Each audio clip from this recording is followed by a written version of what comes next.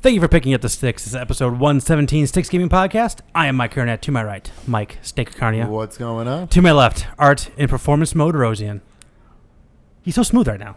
Ooh. I'm always smooth. I mean, like, actually, I'm not very smooth. No. It's been a couple days. Oh, it's just ray tracing. I can see the pores. It's ray tracing. I can see all your blemishes. It's fantastic. So lifelike. Yeah. It's reflecting onto the present. It's like I can touch it. Yes. So yeah, we got Christmas decorations from it was Melissa's idea, and we liked it. So here they are. So so I probably noticed. You may or may not have noticed, because who knows if you noticed or not. But we did an episode last week. There's really nothing to talk about, and then Cyberpunk came out. So we should probably talk about it. We thought we should talk about it before the whole world was talking about it. No more than any other game. Now everyone's talking about it, so we should talk about it too. So we're doing an episode. So we're doing this one. This is our last one before Christmas. So Merry Christmas, Happy Hanukkah, Tip Top Tet, and I forget what Krusty the Clown said on this special. And then we're gonna do a couple weeks off. We're gonna play all the games we missed out on, and then the first week in January we're gonna be back doing Game of the Year like we always do. So I wanted to get a list from you guys too, what games you're playing in this hiatus, if you can. We didn't plan this obviously because I just throw stuff at everybody. But I'm so far behind. we'll talk about that later. But yeah, so we've had next gen consoles for about a month now. Yep. Oh, it has been a month. So Jeez. yeah, so we had the episode. It was a week after, then we're like a week late on this one. So here we are. It's been a month. I don't know. I still feel like I did a little while ago. Like games are good. It's been all working fine or whatever. But I don't know. Any more thoughts if you've had it for a month? I'm still annoyed that I'm having this issue with my PS5 where it crashes in rest mode. Ooh. Really? And has external drive issues. I'm I'm about this close to just reformatting the external drive, installing the games I need, and moving out in my life. Because I'm wondering if it's an issue with the formatting from the PS4 coming over to the PS5. So I'm really thinking about just starting it from scratch, formatting it with the PS5, and hoping that takes care of the issues. But that's Future Art's problem. Yeah, I haven't turned on my PS5 in about 3 weeks. So okay. So I don't know if it's crashing or not from rest mode. It's been in rest mode for about 2.5-3 weeks. I say I have circumvented the biggest problem with that crashing, in that when it crashed, it would stop charging the controller. Okay. Went out and bought That was one of those updates. I remember them talking about that. Like it would not charge in rest mode. And so I went out and Mike tipped me off to the charging stands being available from GameSpot, I think it was. And I got one of those now, so that's no longer an issue. There you go. And they're nice. Do you guys get anything for Black Friday? Oh my god! What did I get? While you think, I got keyboards and mice. Hey, there you go. Plural of both. I did because Amazon lets you do free returns for anything. Yeah, they do. Yeah. So I could test out 2 keyboards, test out 2 mice, send back the ones I don't want. Yep. Dude, the Kohl's line for the Amazon returns, you return stuff in Kohl's. Oh yeah, is the longest line. It is. It really is. Do the UPS store drop off. So slow. It's still long, but it's shorter than Kohl's. Yeah. Okay, I'll say what I got. So I did buy WWE Battlegrounds. I haven't played it yet. It was $15. Yep. I also impulse bought Family Feud because Beth likes the feud. It was also $15. You guys could just really fight. Well, no, we're gonna play on the same team and have the kids at the same time. We have yet to do that, but that's the plan. Wait, you're gonna all play on the same team? Yeah. What's the fun in that? It's a family feud. You feud with your family. Do the adults against the kids. Divide that up. I don't know. One kid per adult. I don't know. Yeah, maybe. I mean, that's usually how it goes. Yeah. So, and then what else? On the PlayStation Network, I did get the Jackbox 7. Nice. Did play a little bit of that. I'll talk about that in a minute. And I did end up caving and buying Madden 21. Art called me the problem. You're part of the problem. I don't understand why am I part of the problem. When I wait for a sale and don't get it at full price. But you're still a sale at the end of the day. And that's at the end of the year, EA's going to go, we sold 90 million copies of Madden this year. Months later than usual. Yeah. But there, I'll talk more about Madden in a minute too once we get to what you're playing, because they did make some improvements. I will say that. I am also part of the problem. I gave in. I gave in with the deal.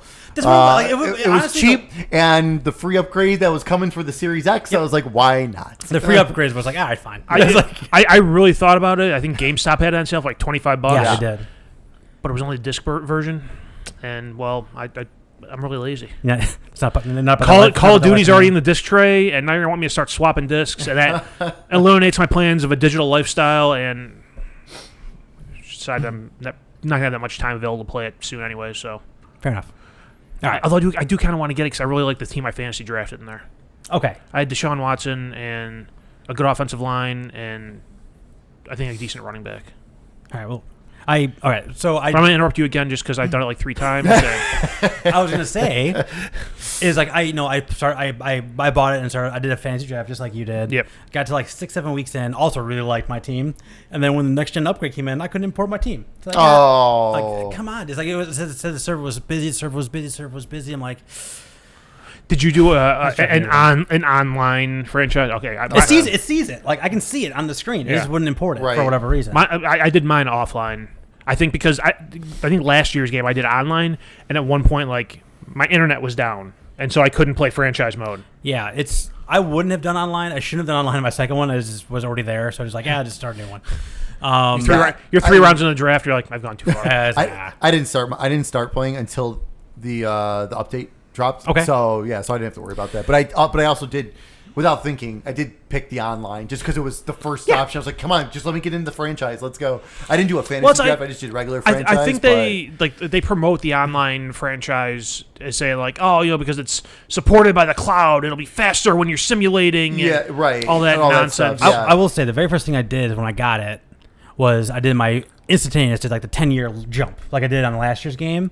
And this is after they had the franchise update, which is like the added regression and progression. Yeah. They have a certain amount of people who can be star players and superstar players and X factors and things like that. Does anyone get above 75 in this year's? Yes. A lot of them, actually. Too many. Except linemen on offensive and defensive side of things. I said when I did this last year, like almost no quarterbacks, like no running backs, no wide receivers, no skill players on the defensive side of things either. That really did change. Outside, the only people that got left behind was a bunch of linemen on both offensive and defensive side of things, and the special teams kickers and punters. There was no one over like 83 on either one of those. Linemen are the Rodney Dangerfield of the football world.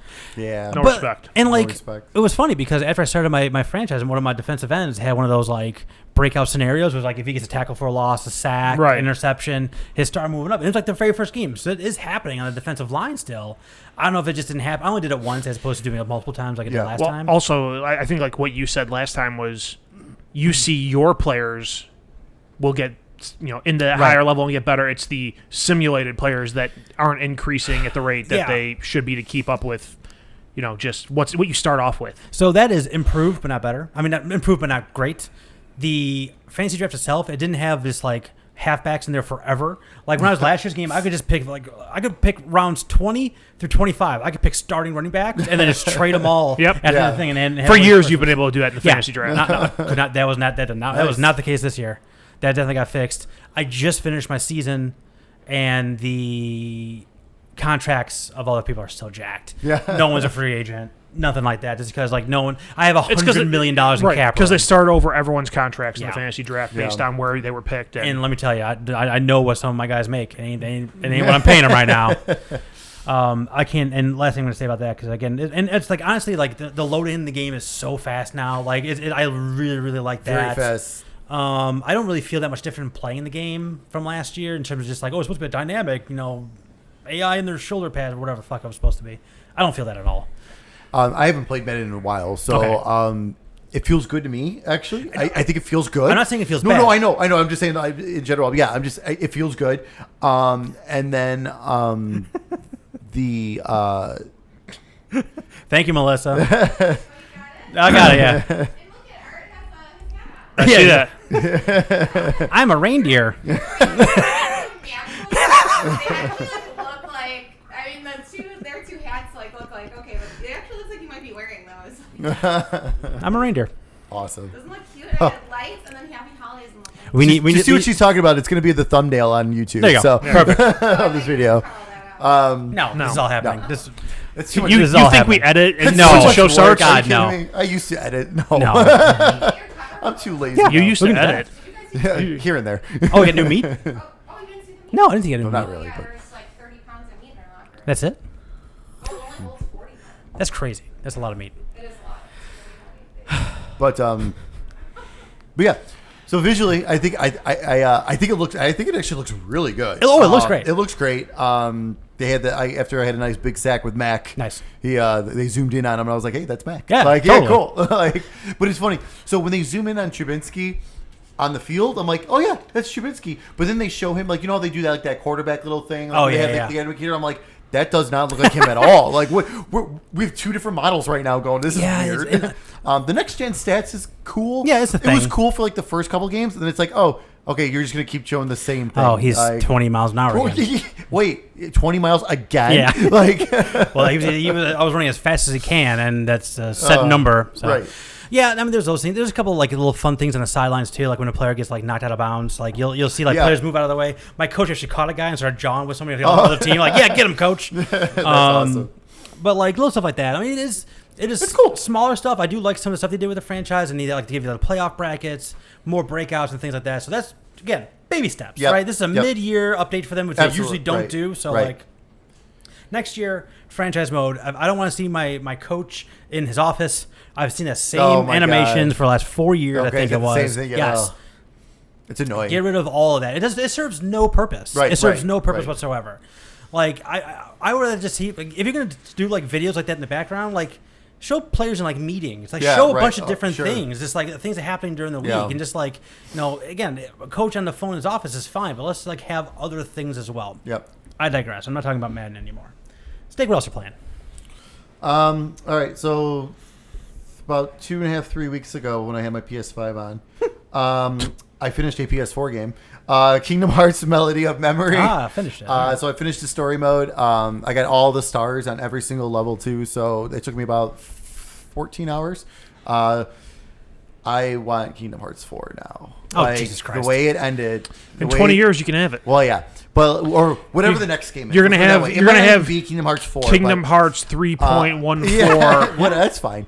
But whatever it is, but the way the story they progressed it, like it was very confusing at the end of Kingdom Hearts 3. There's more to be confused about, but I feel better about that ending now. Now I'm more confused, but I need to know more. So it was good. It was good. I really enjoyed it. Like I said, I'm a big rhythm fan, so I enjoyed it. Kingdom Hearts Pi R squared. Then after that, I dove into That's a prequel. I dove back into Miles Morales for a little bit. Okay. So still great. I really just need to go. I keep forgetting like that game is not that long. So I keep telling myself maybe I should just dive back in there so I can at least finish it. Yeah. Not only that, but they released an update where you can do I ray tracing and the 60 frames. Yeah. Very jealous. Should have waited. I haven't played it yet since they released that, but they released that. So now I don't have to choose. Right. That's exactly. So I'll be going to that. Yeah, 100%. Why would you not? It's the best of both things. So then... Do you think their settings now are like resolution, performance, and duh? It's wrong, and correct. That's all it is.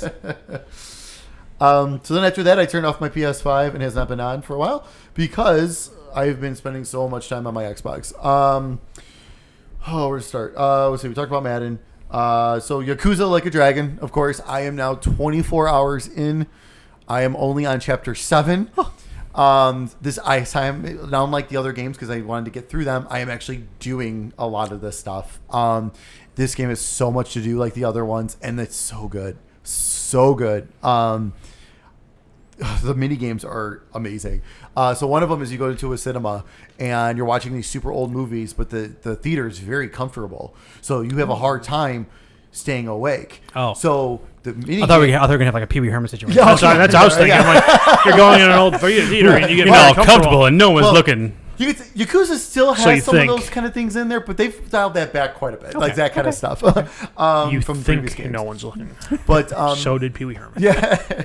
So the mini game is you're sitting in your seat and behind you these sleep goats show up and like are trying to put you to sleep. So, but you basically you got to press the buttons quick to get rid of them. Okay. To hit them down so they don't shoot. It's whack-a-mole. So they don't shoot. It's basically whack-a-mole. But there's also a chicken head that'll appear, and if you hit the chicken head, that counts against you. Oh, naturally. So you don't want to hit him. Oh yeah. And then because he's also the one. But if you don't hit the chicken head. He also heals you if you don't hit him, then he'll heal you as well. Because he'll crash the cymbals to wake you up, jerk you up a little bit. It's wild. It is Phrasing. wild. Someone's jerking you up in the theater. Awesome. It's awesome. Sounds I've almost gone through all the movies Paul already. Rubens kind of place. One day, that was my whole play session, was going through the movies. Because there's different Jerking the movies chicken too, up in the which is theater. awesome. Oh God, please talk about something else.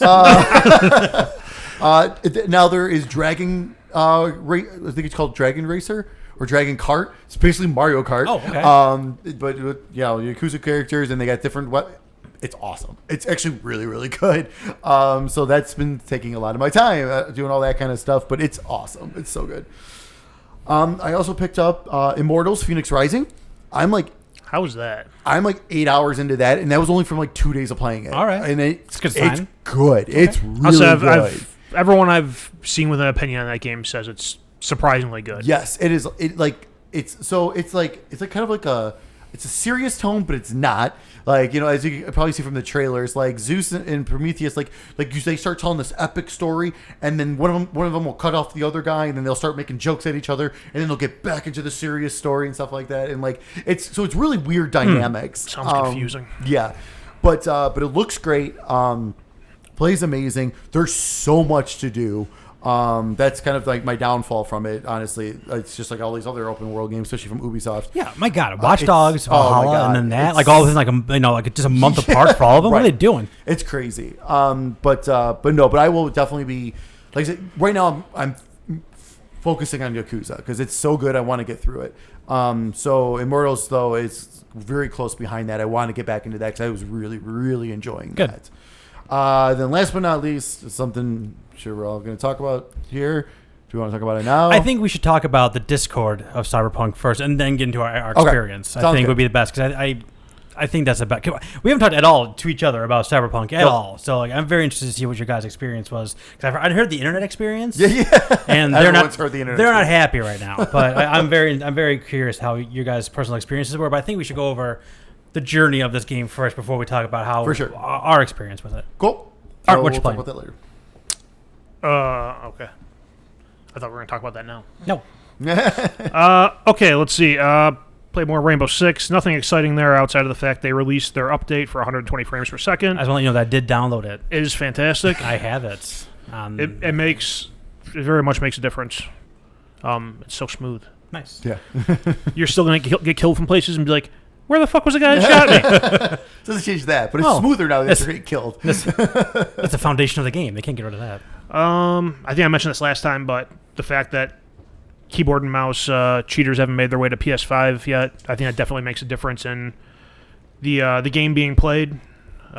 Makes it more enjoyable. There's less, whenever you get killed by someone doing that, and then you see them move their mouse all over the screen, celebrating the kill, you're like, okay, fucking cheater. There's not as much of that now, so Nice. Good. it's more enjoyable to play. Still frustrating at times, but better. I did submit a support ticket to Ubisoft, and I said, hey, can you give us an option to turn off crossplay between PS4 and PS5? To which they replied, this is support. We can't comment on Policies. feature requests. So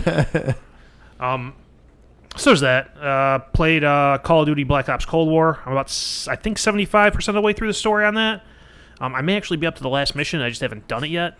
I like the story. It's... those the Black Ops stories are always interesting because they're throwing little tidbits at you here and there. It's not like a linear thing really. It's like here's a part in time, here's a part in time, here's a part in time. So yeah, it's an interesting story. It's easy to follow along with. Plus, it's always I like the alternate history type, and this may not be alternate history. It's more like conspiracy theory history. But still, it's kind of cool to see that, there's real-world characters pulled into a story. There's Reagan's in there at one point, and I think I sat in on a meeting with Gorbachev and some other Russians. There are some missions in that game where it's like you have to be stealthy, or you have to... there's one mission where you're playing as a Russian, and the Russian agency is looking for a double agent. They don't know it's you.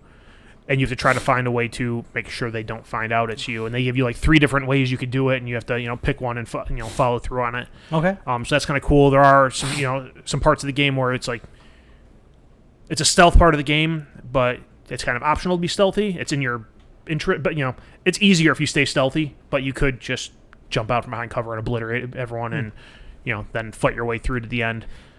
That's almost my exact experience with the Valhalla. Like, I could probably not be seen here, but it would just be easier to decapitate. Yeah, everyone. these guys are all low level. Outside of the single player, I've played about 25 hours online, I think. I'm up to like level 77 or something. It's real interesting, this one. So at 50 or 55, somewhere in there, you prestige. But it's not like in past games where, like, once you prestige, you lose all your weapon unlocks. Like, you keep everything this time, and you get a prestige key. And I'm not quite sure what those are for. I think the thing I read was, like, you can unlock a classic prestige icon to show up next to your account, which, Hey. whatever. Give me that icon. At one point, I did play some whatever the most recent NHL game is on EA Play. I think it's NHL 20. I did an expansion draft.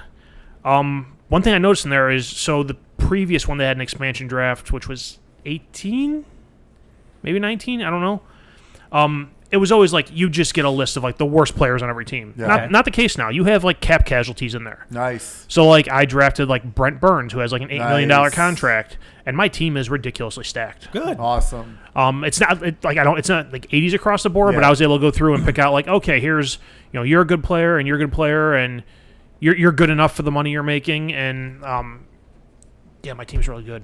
I'm the Whalers from Hartford. Of course you are. Yes. Of course you You are. have to be. I'm really annoyed that I couldn't just pick like Hartford and then Whalers for the name, and then it would just give me the uniform. Yeah, right, of Oh, course. yeah. No, I have to sit there and like my colorblind ass has to go through. Is like, is that the right fucking shade of green? Is that the right shade of blue? I don't know. Real quick, I also remember when I did my 10-year forward in the league, there was a new team in there. It was the Mexico City Diablos. Like, oh, okay. But the Washington football team was still a Washington football team. So I figured that was a team that switched, No. 10 years later, it's still the Washington football team. Yeah. Did you play any of the NHL 94 Rewind? Nope. Yeah, I got to do It's good. Yeah. Nope. It's fun. Pass. And you can still That's have not, you that's can not still- arts here. Yeah, you can still have the easy goal of really? passing straight between the legs. It's still in there. It still works perfect. And the only other thing I played was Cyberpunk, but we're gonna wait to talk about that. All right. So I've been playing this new metagame called Microsoft Rewards Points. Have you seen that on the system at all?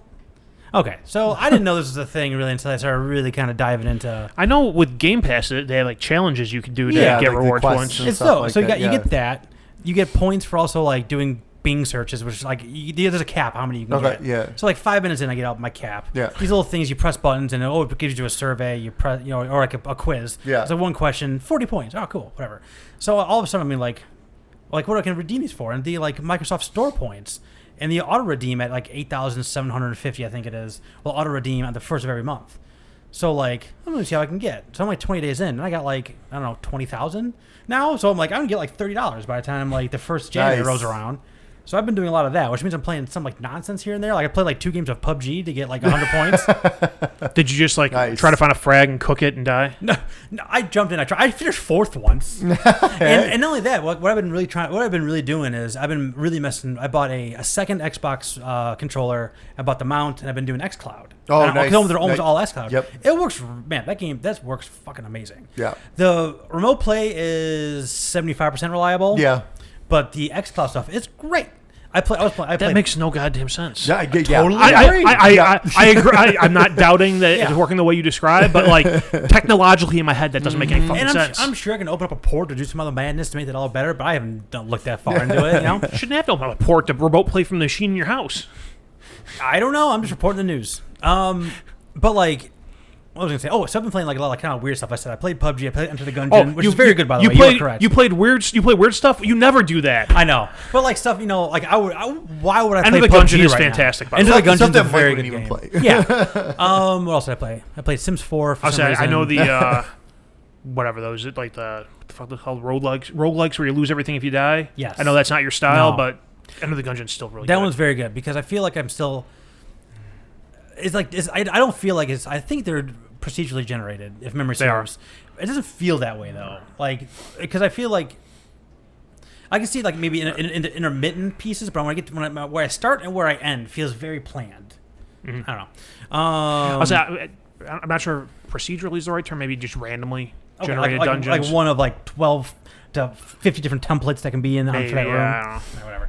So one of the things like they make you do like sometimes just like get an achievement in a game. All right, cool. Get an achievement in a game. Sometimes like do something. Like yesterday, I played The Sims 4 till my guy crapped his pants 3 times.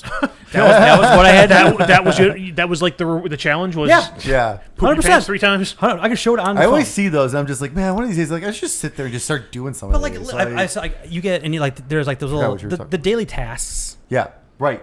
Also like accumulate. So Yeah. like if I'm like on a daily streak, I get extra points. So now I'm just like I said, I got in the 21 or 22 days I've been doing this, I got enough to almost get $30 worth of points.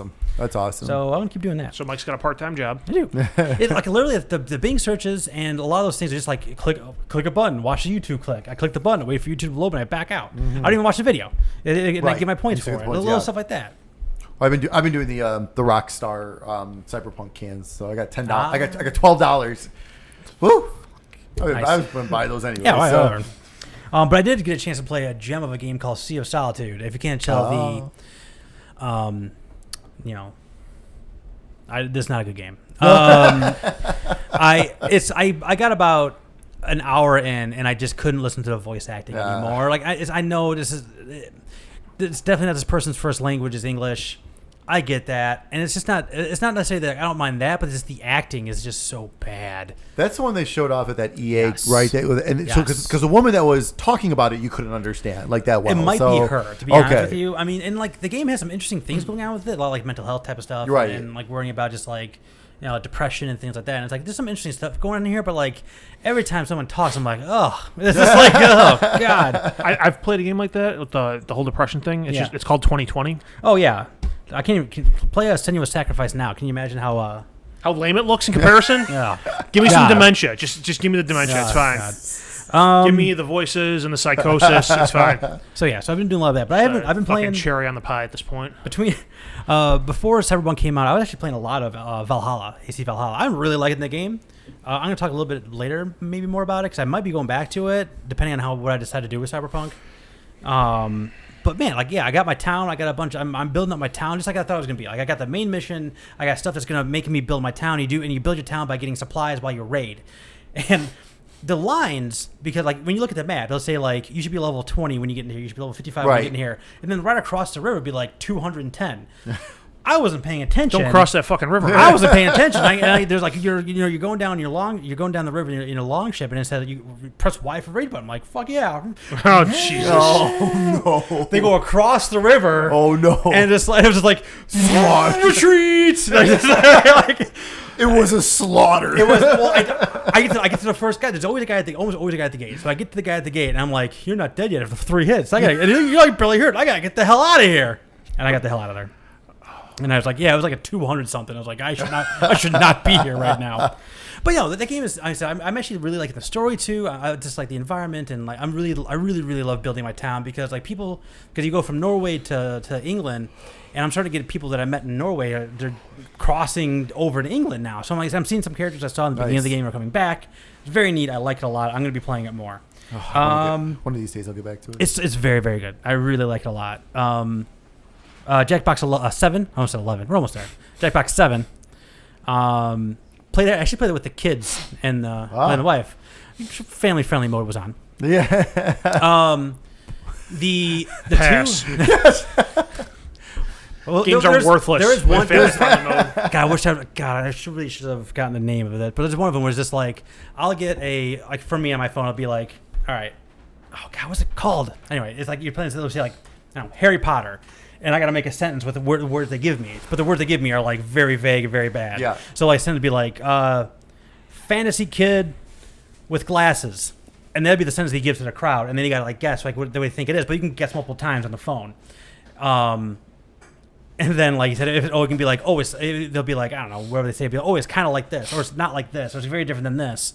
And after a few seconds, you make a second sentence with a little more detail, and you go along the way.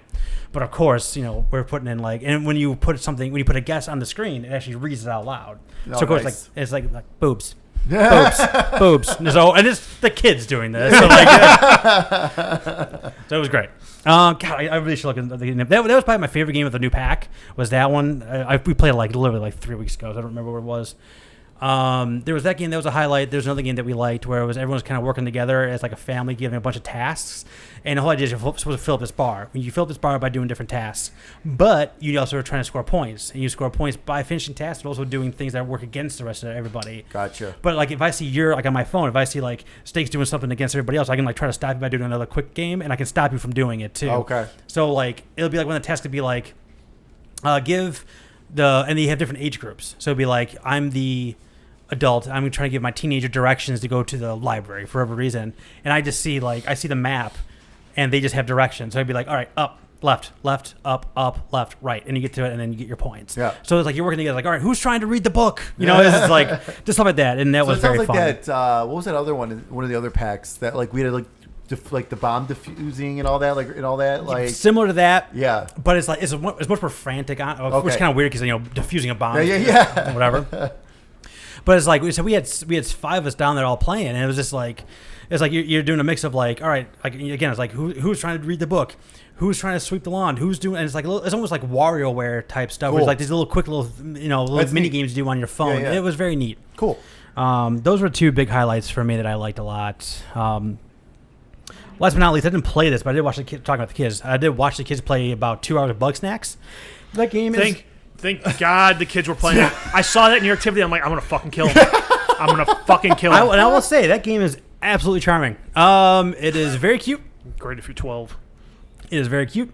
There are some things. I'm definitely helping them with some things because like the logic to catch some of those Bug Snacks is a little it's a mix of like problem solving, gaming acumen. I'm like, I bet you can knock him out. Like everything, like put the ketchup on the wall. He'll run towards the wall. He'll knock himself out. You can get him. Sure enough, that's how you do that. But yeah, it's very cute. I don't know if I'm actually gonna play it or not, to be completely honest. Because I watched the first 2 hours of it. Of like a 5-hour game, I think I got it. Yeah. But there's some really neat stuff like when in terms of just like being in certain places at certain times. Just say like you need to be around this area between 2 and 6 a.m. and then just like things happen. It's just fun. And then if the kids finish it, I'm curious what you think of the endings. I hear like the ending's like a big deal. Really? That's what I've seen from other people like tweeting and stuff. I will say this too. If it wasn't like I said, I'm gonna get back into Valhalla. I still got Cyberpunk I am playing, but we're gonna talk more about that in a minute. I don't know. I might have something. I don't know what else is coming out in the next few months, so I might jump back in and play that game. Wait, Immortals is only $40 right now. I know. I think it was like the deal of the day today on Best Buy. Well, I'm still waiting on I'm waiting to find Like a Dragon for like 30, because I also know in my mind that's going to Game Pass at some point here. Oh, not anytime soon. It will. But at some point, I know it will. But I don't know. I want to play it. It looks fun. It's so good. Anywho. All right. So everything else is the same, right? We're going to do our normal show. You got what's coming out. You got some news and then Cyberpunk, right? I don't have news. I told you guys I don't got news. I know, but I mean Cyberpunk related news. Shit came up. We've got. We got you. Don't worry. I got the 2 highlights from the Nintendo Indie World. There was a Nintendo Indie World? Yeah. There's only 2 like kind of big things. Everything else was like really like. All right, well I'm taking the night off until Cyberpunk, so you guys have at it. And then I have all the Game Award announcements. All right, all of them. What order are we doing this in? Let's do the usual stuff. Proper order. Steak. What's coming out next couple weeks? Nothing. Good. Okay. Carry on. So there's stuff. But there was some Game Pass stuff that that came out. I haven't gotten to that stuff yet. Game Pass is later. We're following the way. There's no way. This is not available. That's for not new available. releases. That's new releases not available. I can't read through the tree. PlayStation Plus games for December. We've not discussed these. I actually forgot about these. I just redeemed them this morning. I was saying, I haven't done that yet. What are they? Because I got an email today from PlayStation saying make sure you get your game. Yep, me too. I already did. What the fuck? Just Cause 4. I'll claim it. Yeah. Well, yeah. That's yeah. That's a list of games I won't play. Rocket Arena. Which I thought was already free, but apparently not. Yeah. And Worms Rumble. Hey. New Worms game. Hey. Worms games are always good for messing around for a couple hours. Yeah. That's like next gen stuff going on too. Well, it was like haptic triggers. They had stuff made for thing. PS5 and stuff. Yeah. There you go. Xbox Games with Gold, Xbox One from December 1st to the 31st. The Raven remastered. I might play that game. And then Games with Gold is still a thing. It is, but not. Why? I don't know.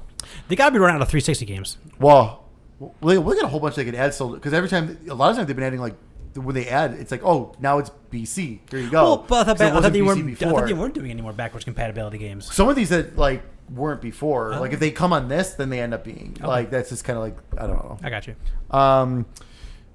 From December 16th through January 15th, Bleed 2. Ooh. For Xbox 360, it's playable on your Xbox One and your Series X and S.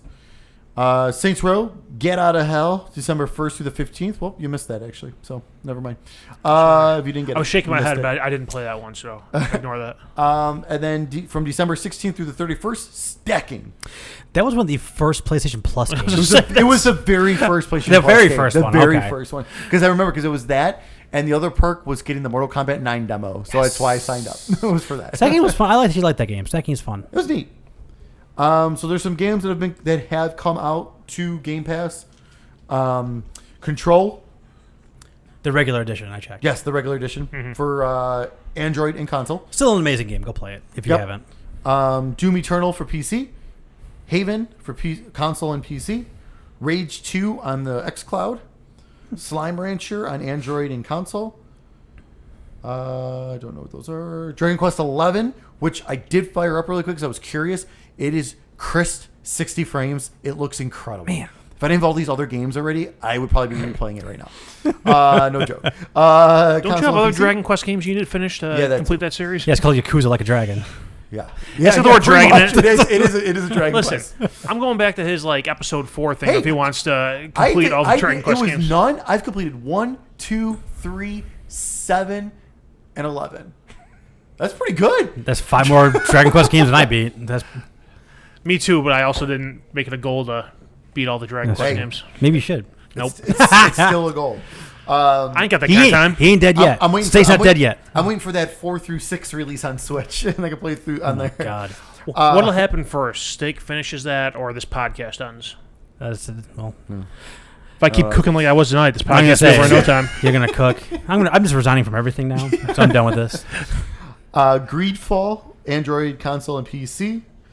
Super Hot Mind Control Delete, Android and console. Yeah. Ukulele and the Impossible Layer, I might try that. Android, console, and PC. I'm definitely side-scroller? gonna fire that Why up. not? That's the side scroll. Yeah.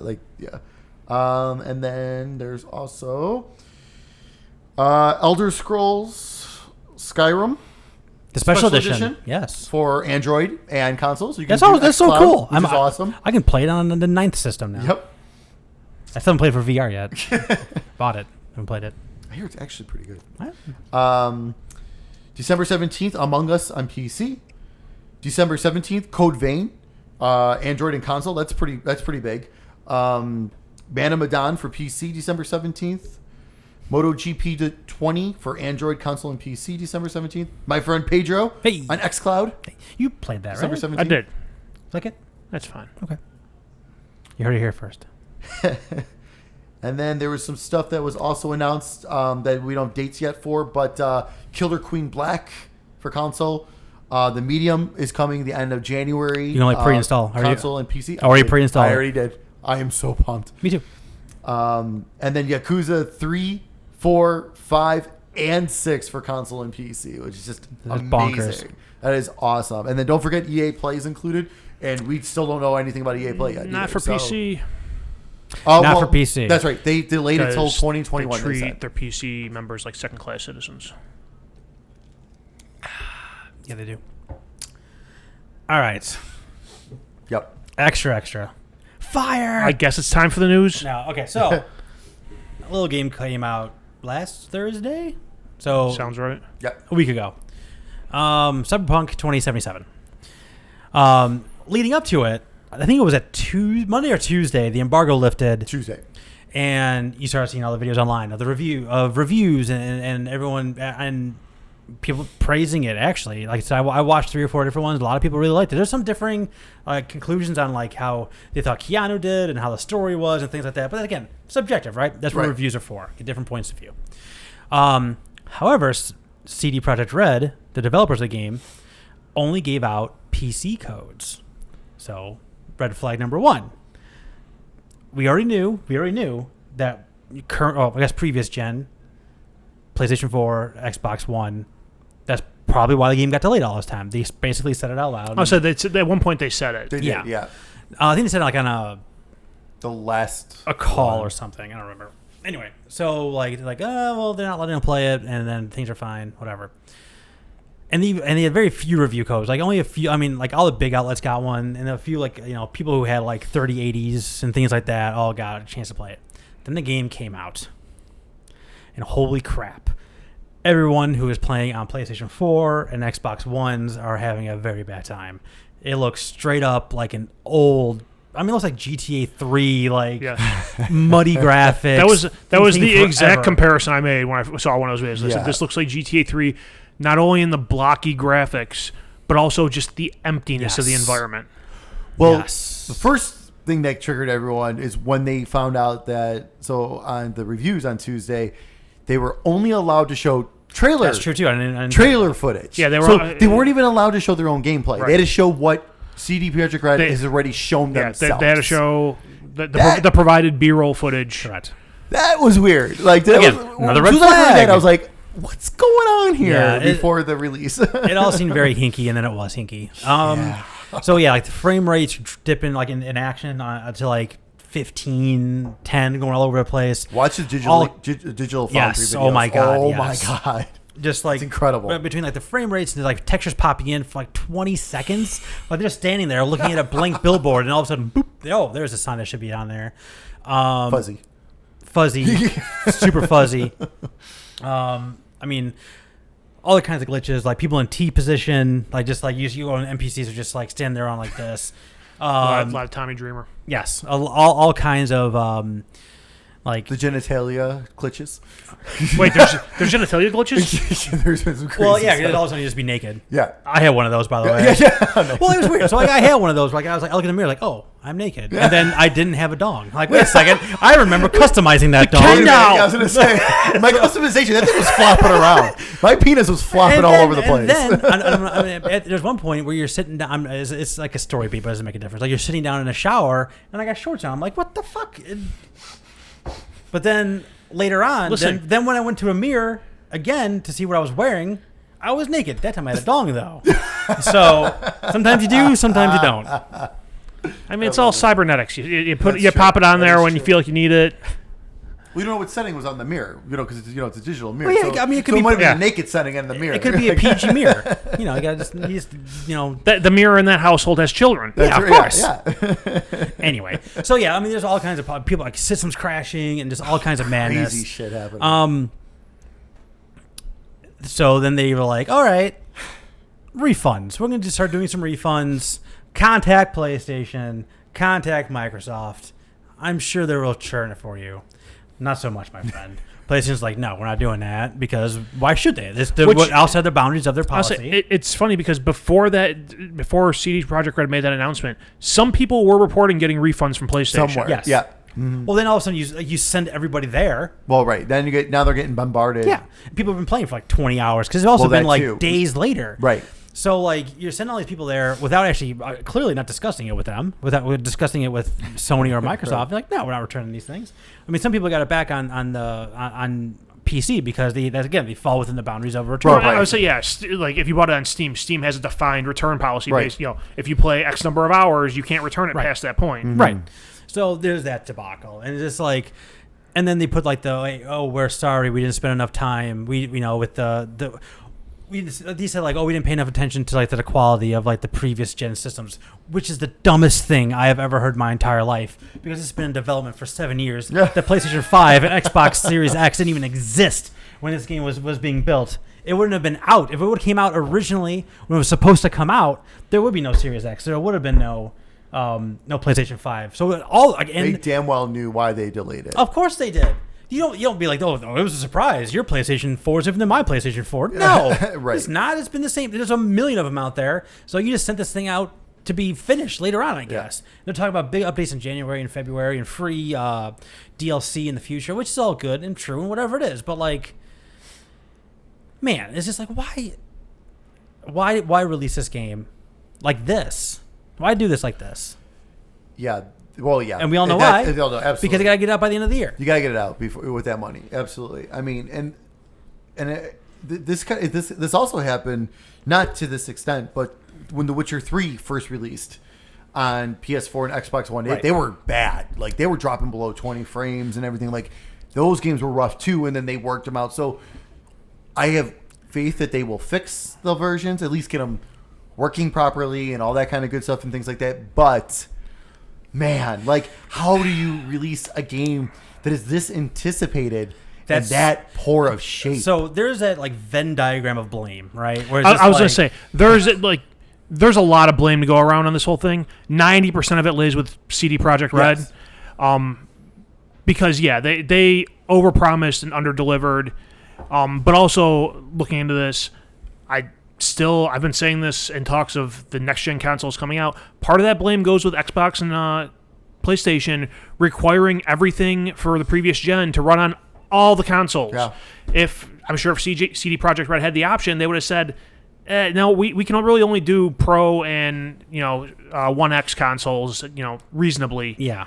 But Sony and Microsoft don't want to give that option because why would you let Right. your developer, let you know how the game Well, you don't really have runs? 100 million PlayStation 4s out there. Like Right. They're not, and that's the thing too. Like, part of me wishes they would have just made this a PS5 Series SX game and avoided all this bullshit. But there's a combined 200 million units out there of PlayStation 4s and Xbox Ones across the various SKUs of them, and there's maybe 20 million of the new gen consoles out there, Yeah, and that's really stretching it, saying 20 million. Right. So obviously they couldn't just exclude the whole last generation. But in that regard, that stupid requirement that Sony and Microsoft have, I think that's partially to blame. Don't disagree. And the other... No, go ahead. I'm sorry. Were you going to talk on Sony and Microsoft? No. Okay. The other aspect of this, I think games media is to blame. Because some of them started like speaking up around that Tuesday when the reviews coming out saying, it's really weird, we haven't gotten console codes, no one's seen any console footage. If instead of rushing to be the first person out there with a review and a score, they all put their foot down and said, no, until we can do a complete review on this, we're not saying shit. Mm-hmm. This all could have been avoided. But everyone's so worried about being the first one to publish and get all the eyes and clicks and everything that they don't care about doing the actual right thing. They just want to be the first one to do something. Well, and then later... just news in general. Well, right. That's not limited to games media. You click on an article. Oh, you see the headline. More details to follow. Yeah. Give me the info. I'll wait then, I guess. Tom Brady found that. Oh, it was a 92-year-old Tom Brady who lives in California. More details to come. Yeah. So yeah, there's like the reception around all this and the way everything played out. Like I said, there's plenty of blame to go around. 95% is with CD Projekt Red delivering what is quite honestly a incomplete product. Agreed. Another aspect is like the old base consoles is what it runs the worst on.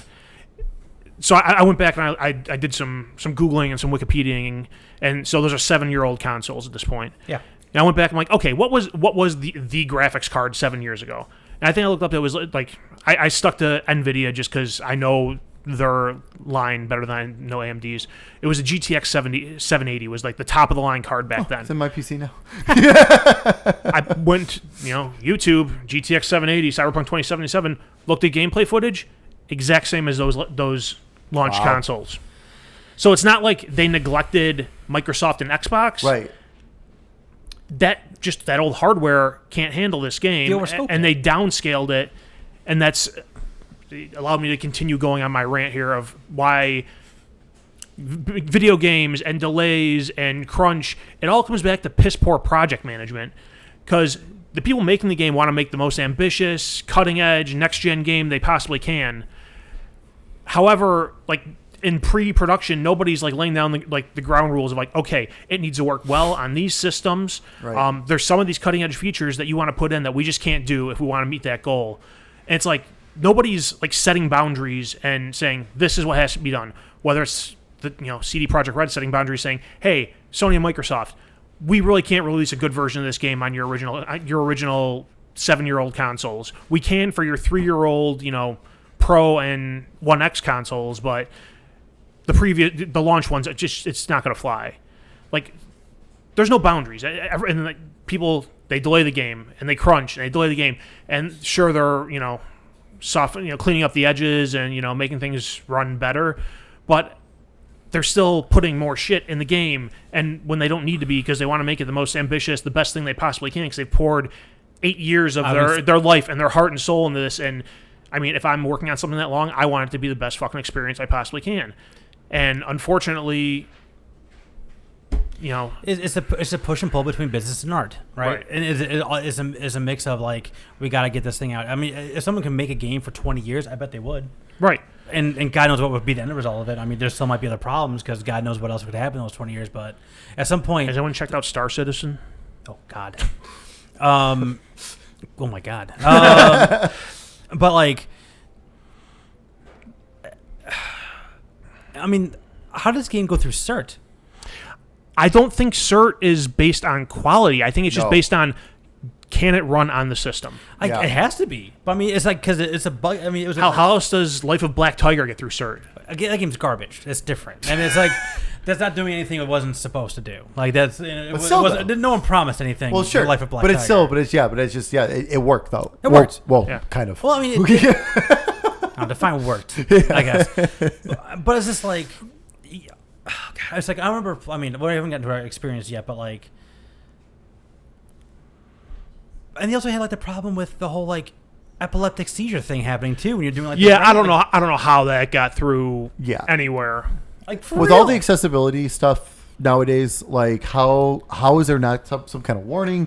Like there was the standard warning in the fine print on the screen when the game loads up. That was always there originally. No, they added it with a patch. Or PC, I think, might have had it, but the console versions did not. And I remember, I think they may have changed a little bit of it too, because I was literally in the middle of the they call it brain dancing, I think, right? Yeah. Of the brain dance, cause it's a story mission, like you can't avoid it. Like it's a main thing you have to do in the game. It's pretty early in the game too. It's pretty early in the game too. And I was in the middle of it, had to pause, and I went. I think it was, I don't know, I had to go do something else, and I came back. The system was off. I'm like, what the fuck? Why is it off? And then because there was an update in the middle of it, and it updated it, and it blinked differently too. Yeah. Like it used to be like boop, boop, boop, boop, boop, right, and it was just like boop, boop, and then you went into it. So I think there were some changes there too, but just like add to the list, add to the colossal. I almost want to call it a failure, but I don't know. We'll get into how I feel about the game in a minute. But like, because when I first loaded the game Thursday night, that warning was not there, and then I popped it back on again for a little bit on Saturday night, and then the warning was there. Yeah. So they put it in a patch. So originally they didn't have, like, at least on console. I don't know about PC, but at least on console they didn't even have that standard warning at the beginning. I was going to say on PC, I've always heard the process to patch PCs is much quicker and easier. Right, so sure. They may have just been able to have it put in there ready for launch, whereas it was slightly post-launch update on certification through Microsoft. And going back in my rant on just real quick before you move on to the next thing, like as far as the games media stuff, like not only is the whole like being first instead of being right or doing the right thing aspect of this, but so much of these issues and the stuff that was out there that like should have been brought to the forefront instead of giving out a review score. You had people who chose to use their platform instead to comment about how they didn't like how the game had a social message or it didn't address a certain group of society the right way or the way they wanted. And instead of doing that, or instead of focusing on like the actual like problems just with the functioning of the game, they used their platform to editorialize, why they think every game needs to have some kind of societal message, and they felt misled on this one or whatever. And it's like there was tons of opportunity for people to step in and like kind of force CD Projekt Red's hand on this, and like nobody did. And everyone just was like, nope, we're gonna go about business as usual. We got to get that score out there, and you gave us a copy on PC that works. Yeah, and it's just like in the reviews I watched, they all said like they only had the PC version, right? But that was like the end of the conversation. There wasn't like that's all they said. There wasn't anything that would suggest be like they just closed that. They just like we asked for it, we didn't get it. Yeah. They said or this like we asked them for like any kind of update and we didn't get it. Like there was nothing like it's like hey, buyer beware on anything else. Like you may want to see when this comes out. No, it's put 9s and 10s out there. Right. No. Right. And the people making those video reviews, making that comment, that was basically their way of going. Right. All right. We gave our mea culpa if something's fucked up.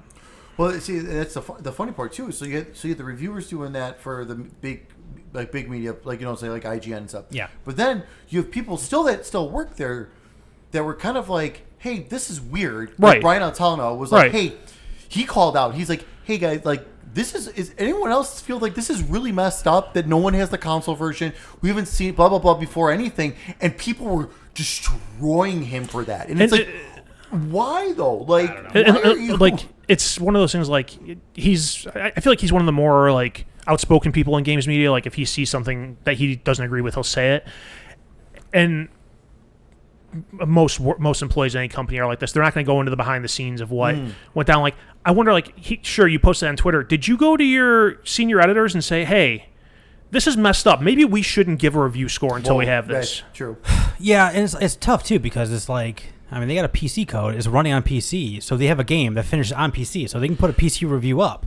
I mean, later on, IGN did put put out the PS4. PlayStation 4 right. and I gave it a 4. A lot Right. of people did that, but when they put that first review out, it wasn't a, hey, here's our Cyberpunk 2077 PC review. It was just, hey, here's our Cyberpunk 2077 review. Played on PC. It's just, because I always got to say why they play it. But it's like, but it's also, okay, so they have those reviews come out. Later on, they had on the PS4, Xbox One. But that's also after how many million people bought that game? Mm-hmm. Right.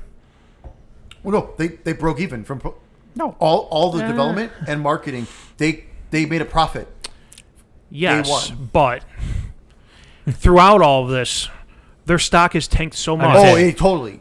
Their founders Yeah. have lost over $1 billion in value because of all this. No, absolutely. And so, hope it was worth it. Yeah, it's just like, so again, I mean, it's just like, oh my God. And here's the thing, crazy. too. I'm willing to bet that they probably have some kind of stock options program for their employees and something like that. So their employees who busted their ass for 8 years also ended up losing money on this. Well, I mean, they had that bonus thing where you got like tokens or whatever it is, and after if the Metacritic was over a certain amount, they would cash those tokens in for money. Some nonsense. Well, like yeah, don't quote me on that, but it's something in that vein. Yeah, but everyone's getting their bonuses. Right, that is the thing. Regardless of review scores, they were all getting I'll say, bonuses. are they at this point? Because the Metacritic score for that's what I PC, said. the Metacritic score for PC is an 80 something, and the console version is about a 54 right now. Yeah. And Oh, it should, and it should be. But I don't know, man. It just feels like I can't, man. Being in that room, whether it be like they know it's trouble. Right. It's not like be like, yeah, this version looks good. Don't show me that. Just go ahead and release that. They know what they were releasing. There's no doubt in my mind they knew what they were releasing. But can you imagine being in that room and just being like, do we delay it again? Right. Or whatever it is. And just like, and they're talking about updates in January and February. So we're talking about like, all right, well, let's push it out to March. That's 3 more months on top of the delay. At this point, I felt if they were going to delay it again, my thought was you delay it for a year to let next-gen console sales catch up a bit, and then you just cancel the last-gen release. Oh, my God. No, I don't disagree. I mean, you would take a hit. Yes, you would take a hit in sales, but then you're not liars. you're not liars. I would say, I mean, that's the thing, on top of the all their company valuation they lost in stocks and the price dropping, they lost a decade plus of goodwill built up around how The Witcher 3 ended up being in the end, and it's just all gone now. It's gone. You have people out there who are like, I trusted in them, and I was really excited about this game because of what The Witcher was and what I thought this would be for the cyberpunk genre, and it was none of that. And when they first started showing this game 3 years ago, I said, "There's no fucking way this is gonna work on this these giants." I'm like, "There's no way!" Like, and here we are. And there's a reason I bought it on PC. Okay. Well, I'll say let's get into let's get into our experiences with it. You're playing it on PC. Yes. I'm playing it on the Series X. Series so are X. you. That all being said, I'm having a pretty good time with it. Me too. Because I'm not playing it on a PS4 or Exactly. an Xbox Well, One yeah. launch edition. I was gonna say, I feel for those people. Yeah, absolutely. Hands down. And that's the thing. Like, there's been all this outrage over the past week because of how it is on the launch edition And this is- consoles, and the if some poor soul out there is still running a GTX 780 as their primary video card and they expect a good experience on PC. So I don't play PC anymore. I'm sorry you're going through that. I'm Yeah, not no, experiencing right, that, yeah. and I'm enjoying the game. Yeah. And a small part of me feels bad about it because everyone's having such a terrible time and you can't get your money back. But more of me's I'm still enjoying the game. I'm not going to sit here and act like I don't like it because of the poor experience somebody else is having. No, I was going to ask. All right, so what are you running it on? What video card? A RTX 2080. The 2080. Okay. Yeah, that's it? I know, right? Hey, listen, you can't find a 30 series video card anywhere, man. Okay. So with the 2080, because that's still very, very powerful. Yeah. Are you able to get the ray tracing? I'm running it at 1440p with basically all the visual settings set somewhere between medium and ultra or whatever the next setting is. I think for the ray tracing stuff, everything except for lighting effects is on ultra. I have lighting effects set at medium, I think. Okay. And I'm running it with all that at 1440, and I'm getting somewhere between 60 and 80 frames per second. Damn, that's awesome. Yeah, that's awesome. Does this look like better than anything you've played? It looks nice. It's hard to say it looks better than anything because it is still an open world RPG. So, like, in my opinion, like a Fallout would never look as good as Horizon Zero Dawn. Sure. Because Horizon Zero Dawn's not that big of a world, so they're not cramming as much in there. So, like, it looks better than any Fallout game I've played. Yeah. Which that's like my most like-to-like comparison. I never played The Witcher. I'm not into the fantasy genre stuff, so I can't compare it to The Witcher or Skyrim or any of that stuff. Skyrim, I was going to say. Okay. So, I was curious. What was your story path? What did you pick? I picked Corpo. Me too. Street Kid. So here's the damn thing. I picked Corpo because I'm like, nobody's gonna want to be the corporate scum. Every fucking review and podcast I've listened to, everyone's like, I'm Corpo. It seems like Corpo and Nomad are the two popular ones, and I can't believe it because I've heard the three descriptions, and I'm like, oh, Street Kid sounds amazing. I went back and forth between those two, and it's like I wanted the reason I ended up picking Corpo because I figured I was going to be going against the corporation eventually, and one, I wanted a redemption story. And then two, I wanted to be able to speak their language, which I'm doing a lot. Okay. I really enjoy. I picked Corporal because I'm like, nobody's going to want to go this route. Street Kid is where everyone's going to want to go. It sounds like the most interesting one. I thought I was going to do Street Kid. I agree, but I was like, this sounds great. This sounds great, so I'm going to go with it. So, yeah, like as I'm like listening to the podcast, everyone's like, Corporal. I'm like, what? I did this all for nothing. Well, I mean, there's some differences up front, but I feel like once you get to that jump. The first like intro video you see or intro sequence is probably different based on each one. All three of them are different, yeah. And then, like you said, you get those. I mean, I'm assuming you get the Street Kid too. Like when you're doing the different dialogue, different dialogue prompts. Say like Street Kid. Yep. That's what I get too. So like, I mean, those are the main differences between the different stories. I will say though, when Corpo starts, the very first thing you do is you're in this big office building, and you walk out, you walk into this elevator, and then you go into an office. The very first thing I did was I got out, started in the bathroom. I walked out of the bathroom, got into the elevator, went up the elevator, and fell to the earth. So just like great first impression. Awesome. And then the second place you go to is a bar, and the bar there's like three people standing there like this, and I can talk to them, and they still talk to me, but they just say like this the whole time. It's very well. Listen, so I was like, oh man, their cybernetics there's a glitch right now in the cybernetics. So it's like, oh man, so this is as broke as everyone said. However, I started in a bar. Yeah, okay. And then I had this lady staring at me. She was sitting at the bar with her drink like that's this. a normal bar experience though. Like this, like I was like, hello. Okay. True.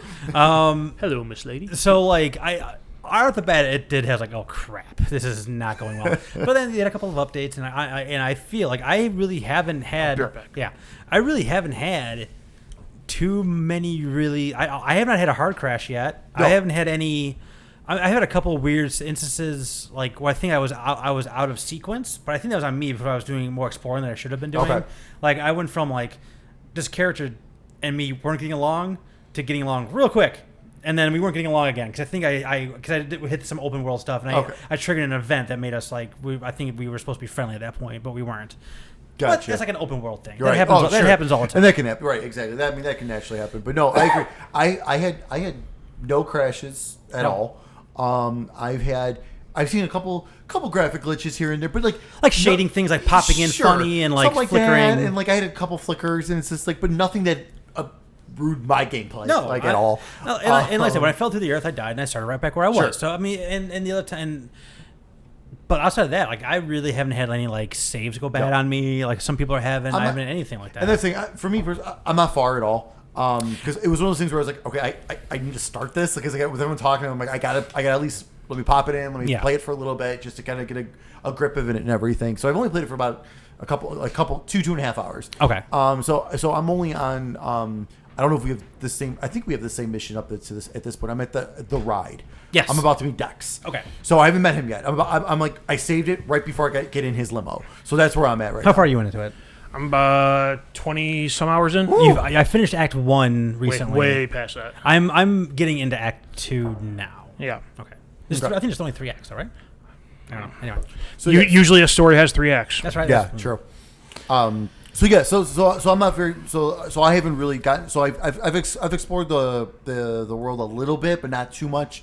But the little bit I did explore of it was fine. I had no issues whatsoever. I'm feeling from the density of people. Yep, I had plenty of people. Are you playing on performance or quality? Quality. Me too. Yeah, I think I'm fairly positive I quality. started on performance. I was like the 60 frames. I'm like, this is nice and smooth. I'm like, let me just jump it up and let me just look. I'm like, oh, this looks really nice. I'm like, okay, I can deal with 30 frames. I would say with Xbox you have to do quality to get the ray tracing stuff, right? I believe so. No, we don't. No, No, ray no, tracing's you don't have ray PC tracing. only. You're right. Oh, it's right. It is not- it is not right right now. now. It's last gen version of the game. Yep, yep. So because we're basically playing the 1X version of it. With boosted, Right, like, right. Yeah. natural boosted stuff. But Forgot about that. But yeah, so the quality mode is in 30 frames. But I was like, wow, like the difference in the quality was like so much. Where I'm like, you know what, I don't care. And I did the exact same thing in Yakuza recently. Like I was playing it in 60 for like a majority of the game, and then a couple days ago, I was like, you know what, I'm gonna bump this up. Let me just bring it to quality. I'm like, it's a turn-based RPG. I don't need 60 frames for this. I'm like, God, this looks awesome. Like I'm on quality mode. Like same with Immortals, and quality mode's where I am. Nice. How do you spec out your guy? How did you spec out your V, who's the main character? So when I initially spec'd him out, I put some points into body because I want to be able to take damage because I don't want to die on one shot. Which still happens sometimes, by the way. I tried to take on the wrong game at 1.2, and it was been there. And then I broke the rest of the points up between. Basically, I went in and my goal wanted to be like the white collar criminal. Like, you know, I'm a corpo. I want to be able to hack stuff and not really get my hands dirty. Sure. So I put it between was it like engineering and intelligence or something? Okay. Man, we were playing the same game. I'm a little more balanced. What does your loadout look like now? Well, take a little. Okay, I took it and that's basically how I started out. But now I'm putting more and more of my points into the cool piece of it, just for the interactive pieces. Because I find like I get prompts that you a lot of prompts I couldn't do with cool, and because I already had to start with like 7 intelligence and like 7 engineering, whatever it was. Like those are pretty much good for a while, but I was missing it on cool stuff. And I want to be a cool corpo guy. So I got it up to 5. The 5 is the highest one I've seen so far, so I got it up to 5. But I am like, what I like about the game, the skill tree. I want to hear about your specs in a minute too, but just like I like that it really does cater to what you're playing. Like I'm getting like boosts. Like if I'm using a lot of machine guns, I'm getting a lot of boosts in the machine gun area. Right. So I'm basically specking out my character in the screen for the conversations, but my gameplay is specking out the other pieces of it. If that makes sense. And I kind of like the way how that works together. So how do you get your street kit planned out? I can't remember exactly how I have it, but it's very balanced right now. Okay. So because I usually tend when I first start, I'm like I like a good balance of everything. So like I put like a couple points in like because we get there's 5 sections. Yes. Right. And 5 to start off. I think there's one more. There's one more that unlocks at some point. Okay. So there's 5 sections. And I think I haven't unlocked it. How But many points we get? Like 6 points to start or something like that, right? 6 or 7. Yeah. I think we started with. But yeah, I put I did put like 1 or 2 in body because I was I don't want to die right away. Right. I want to take some hits. And then the rest I kind of just put a point in each then.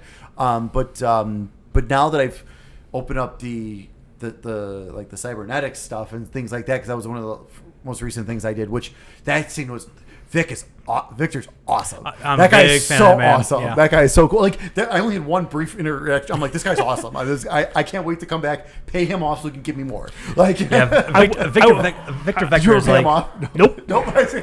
I did right away. I owe you money, I sir. will as soon as I get it. I was saying I'm 20 some odd hours in. I still owe that guy like 24 grand or whatever. Here's the thing, I got that mission. Like the guy's name is Victor Vector, and he is basically like a bootleg surgeon who pushes cybernetics on you. He's not a bootleg. He's a Ripper Doc. He's a Ripper Doc, and that's what the cybernetic doctors are in that It's a environment. profession. That's like a totally acceptable profession. It's not like he's underground or anything. Right. It's like he's in the basement.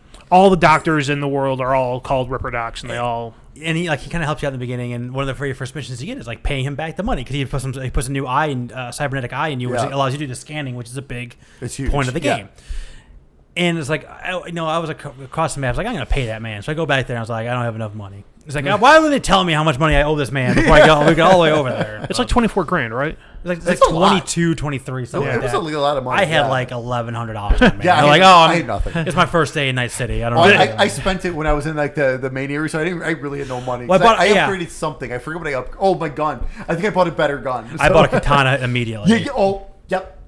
And but now I'm finding like baseball bats to do way more damage. So I'm like, I guess I'll just straight up this katana for a baseball bat. So you said when I was talking about how I'm spec'd out, you said like, what's your guys spec'd out like now? So did you have a change after you've gotten into the game? Well, like, so as I was playing at the beginning there, I started putting, like, I noticed, like, you don't have much ability as far as the hacking stuff at the beginning, so you kind of have to gunfight. Yeah. So I started putting more into, like, those skills. Cool, I really haven't touched, because now that I think about it, I did put some points down there. Granted, there have been some dialogue options I haven't been able to do because I'm lacking. I hate seeing that. Oh, God, I hate seeing a dialogue option I can't do. Yeah. Oh, it's the worst. It would be would it be better or worse if they showed, like, when there was a street kid option that you couldn't do? I can at least I can at least handle that just because like, well, I'm not going I to can't- start you over have no again. control. Right. I can't change that. Yeah, Right. Now I'm mostly balanced, still stronger in the intelligence and whatever the other one is, engineering or crafting or whatever the hell they call it. Engineering. I'm still a bit higher in those.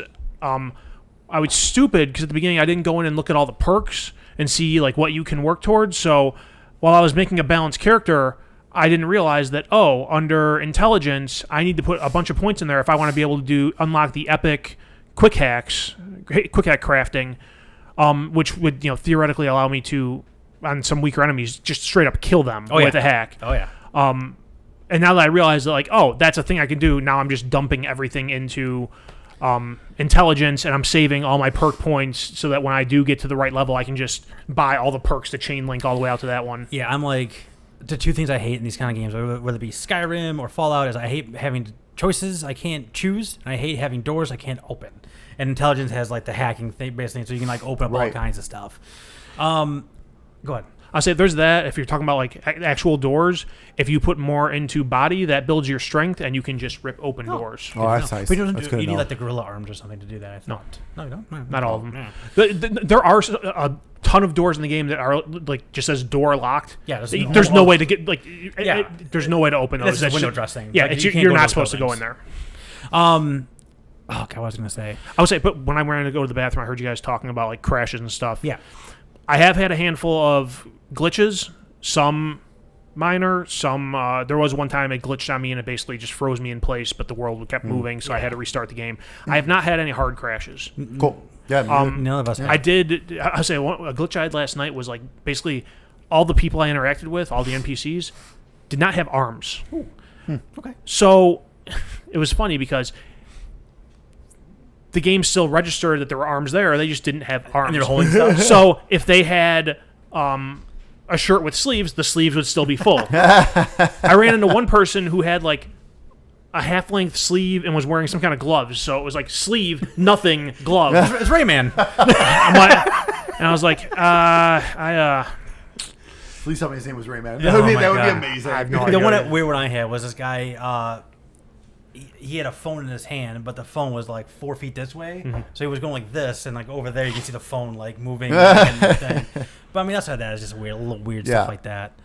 Yeah, it was just like I played the first act. I almost mainlined to get, and like I mean, there's a bunch of stuff you can find right off the bat, and like now I've gotten to the second act, and I open the map up. It's just like just a spattering of things to do and go over, and like they have all the quests are marked, but they'll say like you'll never know what you'll find or something like that. There's like the quest mark, so you like you can go over there and it could be like a guy going psycho, it's the psychokinetic I think, or cybernetic, whatever it is they call that. Where it's just like I can't. Yeah, I know what you're saying.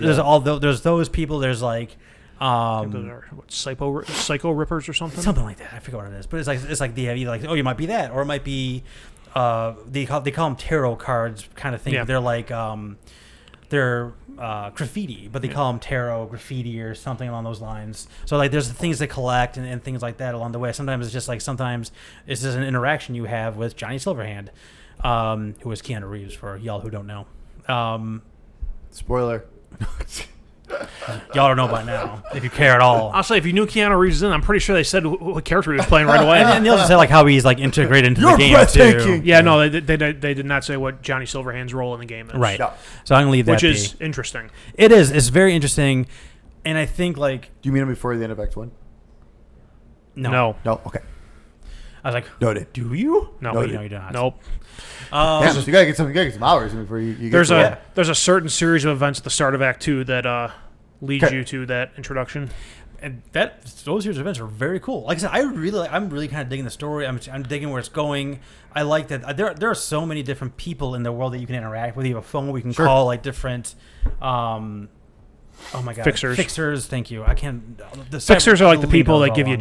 jobs. Yeah, and then you have your main missions. You have side missions. You have car missions where you're supposed to pick up this car. Everyone wants to offer you a car. Like everyone wants to give you a car. Not pick up a car. They're offering you a car to buy. Yeah. Yeah. No, thank you. Some of which are at ridiculous prices. Yeah. And honestly, I find myself walking everywhere just because I want to walk everywhere. I want to like even Sure. though it'll be like 2 kilometers away. I'm like, I'm walking there. I'm gonna find out what I find. Yeah. No. I do.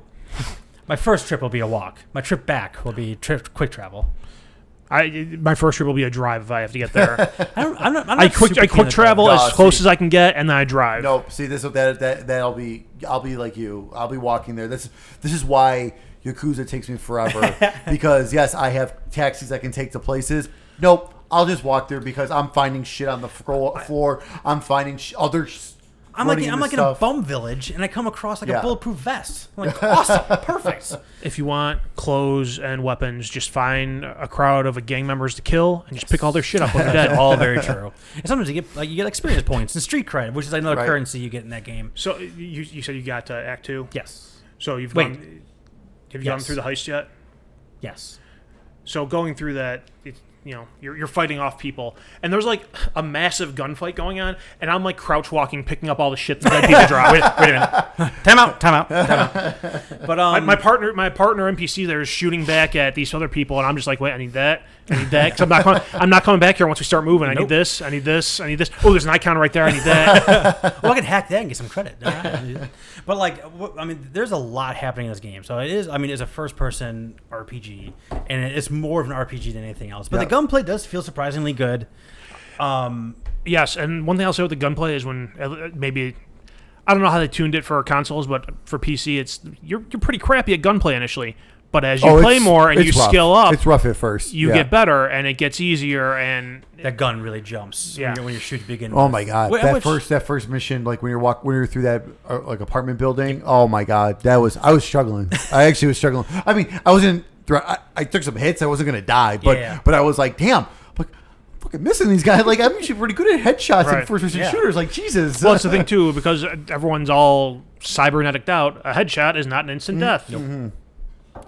And on top of all the other stuff, there's so many just like branching paths in those missions too. It's just like it'll say on the your sheet of things to do, your checklist of things to do, it'll say like optional quite a bit on it. Right. And it's just like, and sometimes like you said, those options do go away pretty quickly. Sometimes like, hey, I'm supposed to meet person A. Before I meet person A, I'm gonna go check it out with person B, get gear from person C, and see how they interact with each other. Now Mr. C is trying to screw over Mr. A, who I'm about to do a mission for, and it's just like. And I could have missed all that if I didn't decide to do those Right. type of things, which I Right. really like. So Yeah, I it's feel really like I would say anything that pops up and says optional is not optional for me in a mission. Agreed. there was a couple. I was just like, I am not gonna. There was one. I was like, I am not going to see this person first because I didn't like the cut of their jib. I didn't like your tone, sir. I didn't like. I did not care for your tone, sir. So I was just like, you know what? I don't like you, and I went the other way. It didn't work out great for me. But yeah, like the first act is almost the missions they've shown in the like the preview events and things like that. Because I kind of knew what those. I knew like what the bullet points of those missions were. And like I said, once you get into Act 2, it really opens up. And I've barely done any story missions, but I've played probably another 10 hours in Act 2 and gone nowhere. Like I'm just doing stuff. Same, but it's because like I plowed through Act 1 without doing any side Totally, stuff. me too. And I got that Act 2 and I was like, oh, I'm a third of the way through the game already. And I really like the story and could just keep going, but I'm going to hit a wall here where I'm under level on stuff. And so I should probably knock out some of these side missions. Did you have the side mission with your neighbor yet? I don't think so. The guy in your building, Yes. they ask you to go check on him. Yes. I went there once, and she said like come back later. 2 hours later. Yeah. God damn it! I don't know what happened with yours. I haven't gone back. I You left can- my apartment building. I haven't been back since. Yeah, you can fail missions, like side missions. You can just fail them, and they're done, and you've just failed them. I failed that mission. Yeah. And I was very upset about it. Yeah. So I want to redo. I just like I cannot. It'll stay there. Like in your completed missions, it'll Yeah. say mission failed. I'm like, mother, it's there forever, forever unclean. It's on your permanent record. Oh my god, it is. Even worse for the other guy. He didn't even know. I have a love-hate with my first couple. Like I said, I've only played for a couple hours, but I have a love-hate with Gary the Prophet. Gary the he's Gary the Prophet. So he was just like yelling stuff in the corner He's right yelling outside stuff- the Ripper Dock. So like your first mission when you finally leave your apartment, when you go outside, start exploring the world, Yeah. and like you go, where you're going to meet Victor, Yeah. like right outside of Victor's place is that prophet. It's a guy like yelling conspiracy theories Yeah. outside. You know what? You just okay. I stopped and like listened to him, No, and then he's like, "Hey man, I've seen you around. Yeah. Like what? How about you donate to me?" And I told him to fuck off. He got pissed at I me. give him $1. But Here's the thing. I've dealt with that for 10 years of my life working downtown. My natural instinct is just keep it straight ahead and go. did you? I did the same thing as you did. Did you have like 2 girls come around and start taking pictures? Yes, And I was just like, that was awesome. yeah, I was just like, that's kind of neat. And I kind of followed them around for a minute, but it's like they bothered the guy. It's like, I'm gonna give that guy $1 because he bothered him. So I gave the guy $1, and I started following them. Just like they're like teenagers with like doing like videos and pictures and Instagram and Yeah, TikTok and all that it stuff. was It's pretty just funny. like, Yeah. and like there's just so like there's little things like that are happening, which I do appreciate, which really flesh out the world. I mean, Night City is beautiful. It's crazy. It is. Feels very different in spots. Like Yeah. when you get to the industrial pieces parts, there's not a lot of people walking around. You have like people sleeping underneath bridges in the same areas and things like that. Then you get to the downtown area, and it is super populated. The verticality of the Yeah, town. so giant buildings, bright unbelievable. lights. I really appreciate how slow time moves in that game too. Yeah. Like it's I don't know if it's quite real time in terms of like minutes. I haven't done that much research on it, but I feel like I don't think it is. I don't feel like it is either because it does switch. Because I've definitely gone through it's definitely not real time. Because I've gone from like night cycle to day cycle in a single sitting, and I haven't sat and played the game for 8 hours. Yeah. So I do feel like but I feel like it's much longer than other games. Like I feel like the day-night cycle go, like especially with like Fallout. I feel like that's rotated very quickly. But yeah, I mean there's sort of all the crap we talked about before. Like there's still a lot of really great stuff happening here, and it's just that's what makes it even more disappointing, I think. And I feel like more fortunate I get a good version of the game. That being said, there's still going to be a January update and a February update and all this other stuff happening too. So like, and eventually the next gen update and a next gen update at some point too. and that's the thing. Like all the I guess the narrative out there now is all focused around a lot of the negative and a lot self-inflicted injuries from CD Projekt Red. But it like looking at the way this game is, like I see this taking like I guess a Witcher 3 path where The Witcher 3 released in bagged shape on consoles, or like a No Man's Sky path. Yeah. Where it's like it came out, it got crapped all over initially, and the company's going to have to take time to fix it all up and do it right. And they will. And, they will. I mean, this is bad now, but they will.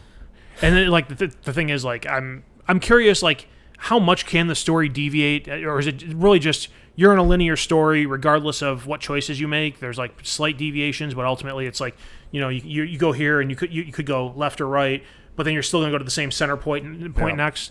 Like I think I'm probably gonna at least do the beginning of a second playthrough at some point and like very obviously make different choices. But I'm pretty sure I'm gonna wait like 6 months to a year down the line to do that after I've had some time to clean things up and improve performance and all that, because I'm sure even on PC there's probably stuff they want to improve. Like actually I know there is, because one of the big things is I think on some generation of video cards, like there was really poor performance, and some enterprising young person went in there and started looking at config files in the game, and they've capped how much RAM that the game will take up on your machine and how much RAM it'll take up on the video card, and if you just go in there with Notepad and edit it, it'll take up more RAM and it'll run infinitely better. Oh wow, that's crazy. Interesting. Which I've done, and it definitely boosted my FPS experience and all that. And all it took was going in there and knowing the specs of my computer and punching in some numbers. That's crazy. So yeah, I mean, even on the PC side, where it is getting good reviews and is being praised, there's still work to be done. Sure. Yeah, it's man, like I said, it's so hard to have like such a a black and white on this thing because like I do like it. I am enjoying my time. I understand why people aren't. I understand people can't even play it. I get to the point where like if it was still playing like it was the very first day, I'd be just I'm gonna just play Valhalla. I'll wait for this to come back around. Well, yeah, next gen things like that. But I'm not having that experience. Look at your experience with Control. You got to a point where you couldn't play the game anymore, and you walked away until it was working. Right. Did it get fixed, or did you start that over? I don't even remember. Both. But, okay. It got fixed, but I had to start over to make the fix work. Right. So I mean, you could go that route. I'm sure a lot of people will go that route, especially if people are going to start getting shafted on refund requests. Well, yeah. Well, that's the Sony line now. Sony line's like wait for updates. Hang on. Oh, shitty experience from launch that I had on PC. So I pre-ordered the game through Best Buy because it was I still had GCU and I can get it for whatever it was, $46 with the 20% off, and I'm like, okay, cool, I'll take it, and I know it's going to be a code. Maybe they'll send me something physical. I don't care. So I get a DVD case and all the little pack-ins. Yeah. And there's a card in there for a code. And for their distribution, they used GOG.com, which apparently CD Projekt Red owns that, which I didn't know. That's correct. So on launch day, I get that. I run downstairs to my computer like a kid on Christmas morning. I'm like, all right, I got to install their launcher. Let me install the launcher. And I bought stuff through that website before. They have like all the different PC storefronts. They have different sales at different times, and so I bought stuff through there. I had an account, so I go in there, I punch in my username, and punch my password a few times. Like shit, it's not clicking. I'm like, all right, forgot password. Send me the link. Link never comes. So I keep hammering away and keep guessing and keep guessing and keep guessing. Eventually, I get it. And then it wants me to do, because it's the first time I've logged into that app. I'm with my account on this computer. Yeah. We need to send you a verification code to your email. So I can hit it, send the code, wait, send the code, wait, send the code. Oh my god. Eventually I'm like, all right, I'm going to step away. It's the middle of the workday. I still got shit to do. I'm going to go worry about that, wait for these emails to come in. Finish work up today, still no code. God damn. So I'm like, all right, I got to go pick the kid up, make dinner, all that fun stuff. Go get the kid, come home, make dinner. I go down there, I'm like, resend code. Still there. So eventually I'm like, fuck this. So I went on Steam. I just bought another copy on Steam. I'm going to take the code that I got, and I'm just going to sell it on eBay. Yeah. I'm probably going to take a loss on it, and I don't give a shit at this point. Nonsense. 14 hours later, those Jesus. fucking emails came through. Oh my god, that's crazy. That's insane. And so my advice to anyone out there, if you're Jesus. ever going to get a PC game on launch day, just do it through Steam. Steam works. Yeah, that's crazy. If Steam's an option. Well, right. I do gotta say one last thing. It was probably the best new game smell experience because there was so much paper, so much plastic, postcards. Oh my god! I'll say maps. the postcards, the maps, the compendium, the compendium. Yeah. Oh yeah. Which I meant to read, but I didn't. Oh, I did forget something. I got mine. Let me go get it really quick. I got mine from GameStop. Oh no! I'll say I did get sent a steel book with mine. I haven't opened yet. Oh my god! A steel book for a PC game that comes with a card inside of it. That makes sense. Yeah. What's he got?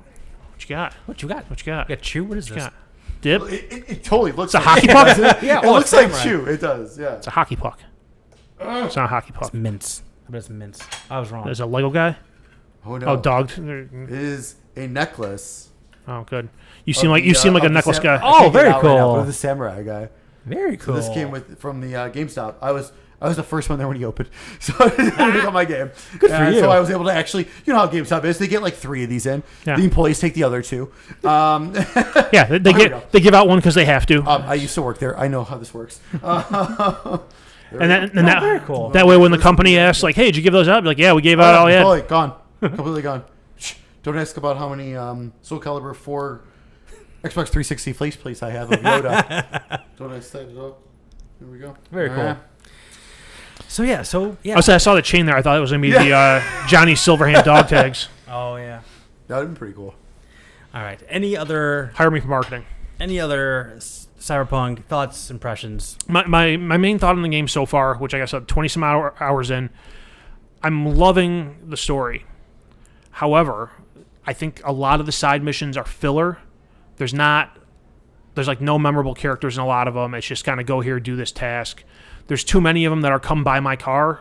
One car that someone was trying to sell me was like 114 grand. It's like, hey, welcome to my part of town. Come by me if you need a job. Then you go away, and you get a text message saying, "Hey, by the way, I got a message about this car. You want to go get it?" I mean, every single time. And Going to a new area. here's the thing: you have a default car on call in the game.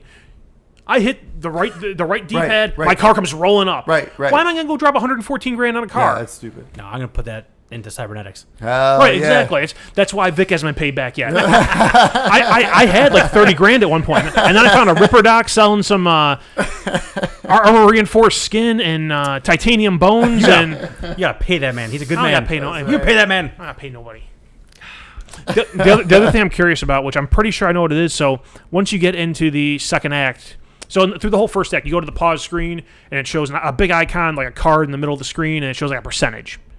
When you get into the second act, it then shows 3 cards with different percentages. I have a feeling those 3 cards are 3 different endings.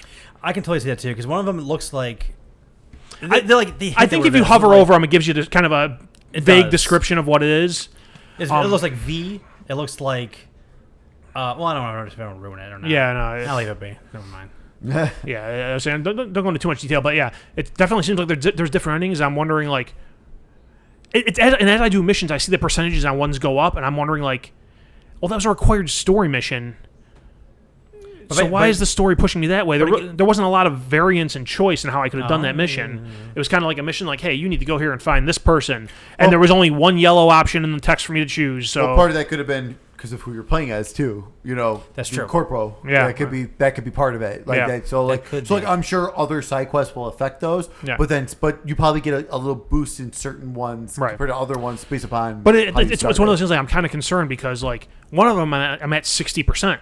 Okay. And another one I'm at like 15%, and the other one I'm even lower. Okay. And I'm like, I want to see what these other storylines have to offer. I don't want to finish the story just yet. Oh my god. If I do 3 playthroughs, it's going to be over like a 3-year period because I can't have Rainbow Six and this in my life because if I do, I'm just going to stop showing up here because I have nothing to talk about. It seems like everyone says like the story is about 20 hours if you mainline it. Yeah. So like.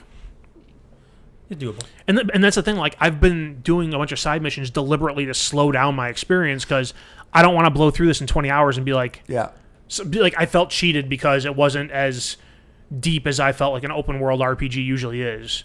But like going through a lot of the side missions, like I'm not finding. Some of them do have like memorable characters, memorable storylines, but a lot of them it's just like it's someone you interacted with once in the main story, and they ask you to go do this one task, and the task itself is ultimately inconsequential in the grand scheme of things. Right.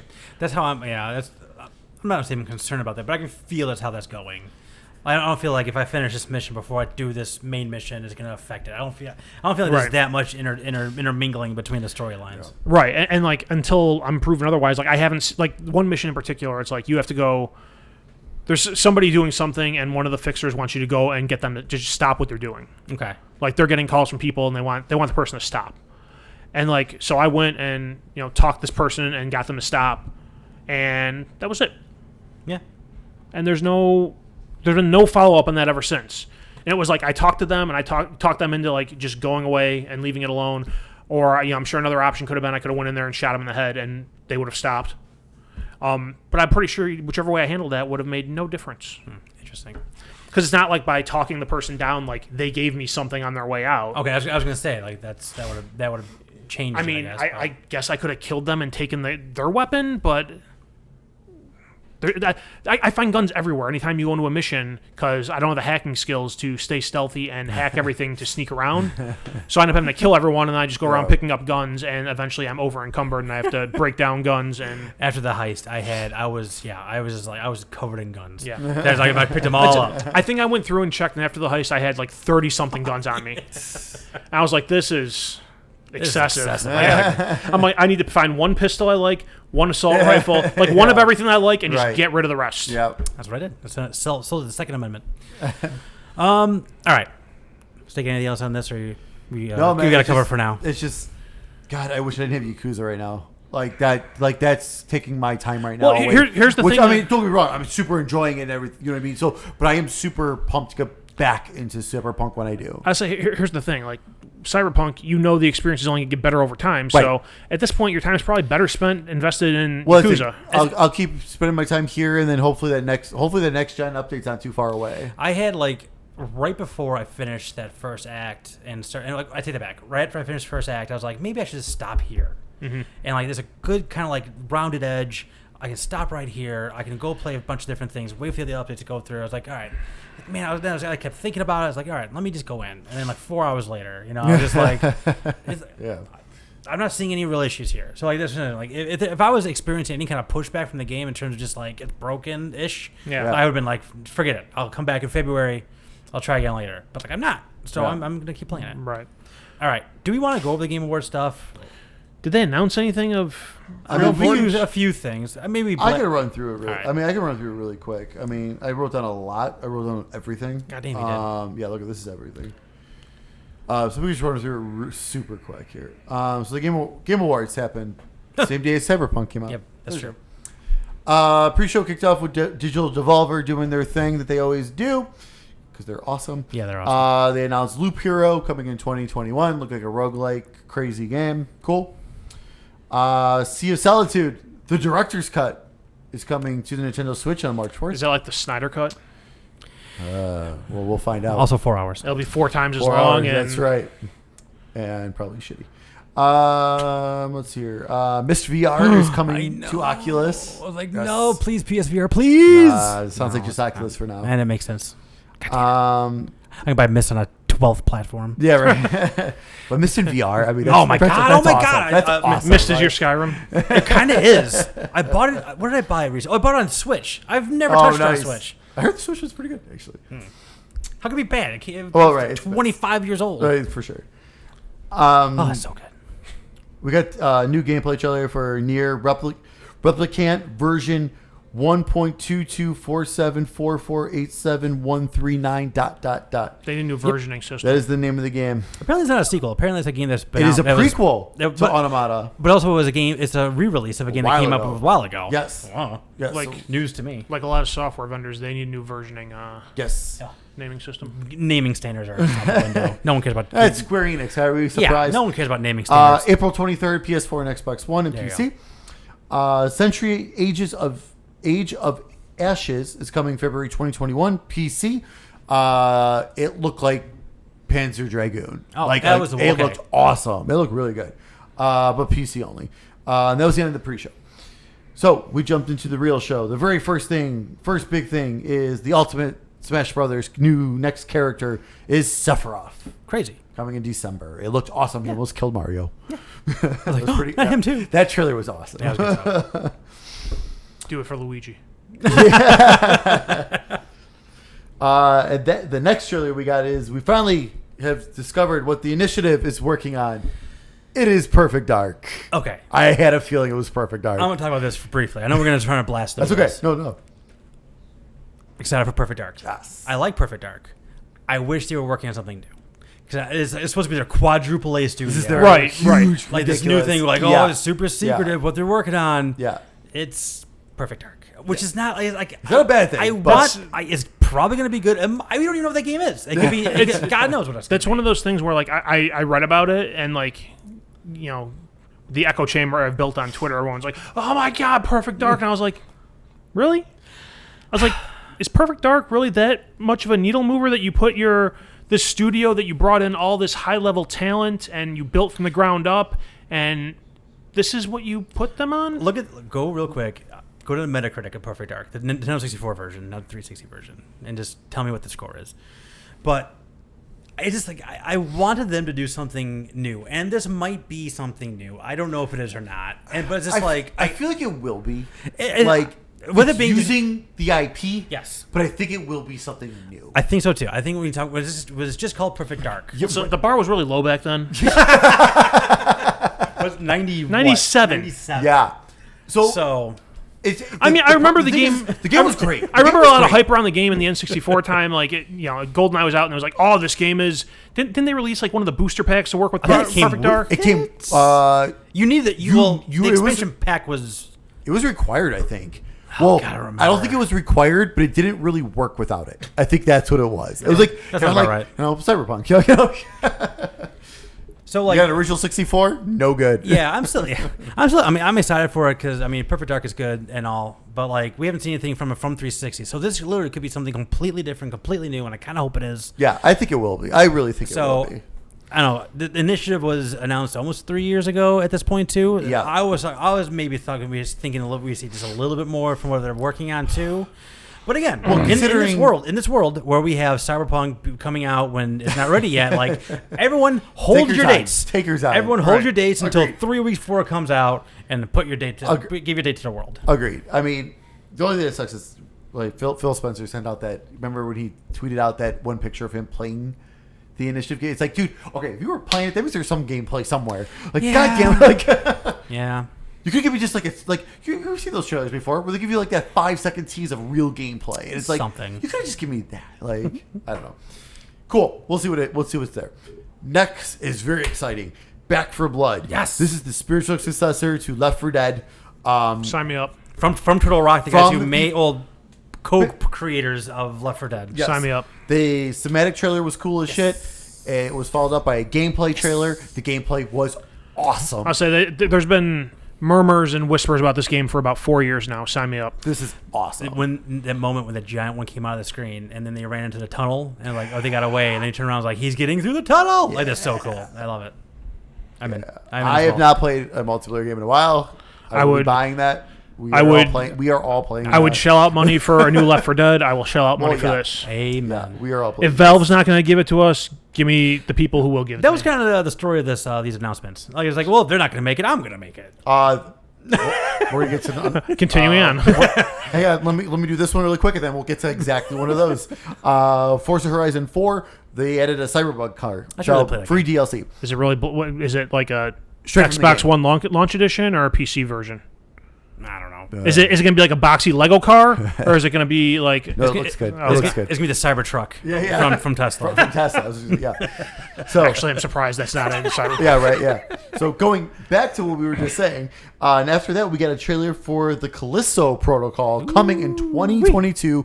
This is from the creator of Dead Space. Yep. It looks awesome. I thought it was going to be Dead Space. Like when they were showing, I'm like, Dead Space is going to appear on the screen. I'm going to lose my shit. And I'm like, well, who's this? And they're like, oh, this guy from who is the creator of. I'm like, oh, it is it. Oh, that makes sense now. So very in. 2022 though, so far That's away. fine. Yeah. Stop giving me dates, everybody. You know, that's the thing. Just don't give me a date. Stop giving Just dates. don't give me a date. Listen, industry. No one needs a date. Agreed. We need good games. Like Do you think that's going to be like? I mean, people didn't learn their lesson after Final Fantasy 15. Do you think people will learn after Cyberpunk to stop giving dates? We'll see. I don't know. Don't give me a date until it's like 2 weeks up before. That's what I'm it saying. comes out. Like, I don't even just don't bother. I mean, people give Nintendo shit all the time, but just like, hey, What's Paper Mario Origami Kings come out in 3 weeks. Everyone's like, oh, cool. I didn't even know that was a thing. That was awesome. Well, yeah, and exactly. like for the the last couple of E3s that PlayStation did and their other events, like, why aren't they giving us dates? No, we are not giving dates. Oh, right. After that, we got a game. We got a new trailer for Warhammer 40,000 Darktide, PC, Xbox Series X and S. It did not say Xbox One. When's that supposed to come out? There's no date. Thankfully. There you go. No earlier than 2022 then. Correct. That trailer looked awesome. Yeah, it's Warhammer. I know, but it looked awesome. Nah. Exactly. Let's see here. Oh, Disco Elysium. So this is that very popular PC. That was game. a very well received Very PC game last year. Yep. The final cut is coming in March 2021, and it's coming to PS5 and PS4 that day. That sounds like a U game. Yep. And Stadia. Yep. Something we completely glossed over in the whole Cyberpunk thing. Apparently, Cyberpunk runs great on Stadia. Great on Stadia. Yeah, because it's a super high-end PC. Right. Yep. Y'all fucked up. I don't know if anyone else noticed too, but I'm getting all kinds of Stadia advertisements in my Twitter and YouTube. Ever and since everything else. that, I've been getting a ton of it. A ton of Absolutely. it. This is our last gasp. Anyway, go ahead. If you already own it on PC, you're going to get a free upgrade to the final cut. And then they also said that the Switch and Xbox versions are coming later in 2021. So it sounds like more like summer time. Okay. Yeah, that's been on my radar for a while because That it looked was up for like awesome. Game of the Year for a bunch of people Yes. last year, and Yeah. it looks like a very story-driven RPG-ish. I think is what it's Yes. supposed to be. Kind of like a top-down. Yeah. Like old school Fallout, kind of almost. Yeah. It looks good. I'll probably give it a whirl. Then we got a brand new trailer for Dragon Age that still showed nothing, and no one knows shit about it. BioWare, just everyone, they all do is put up bangers now. So that's Stupid.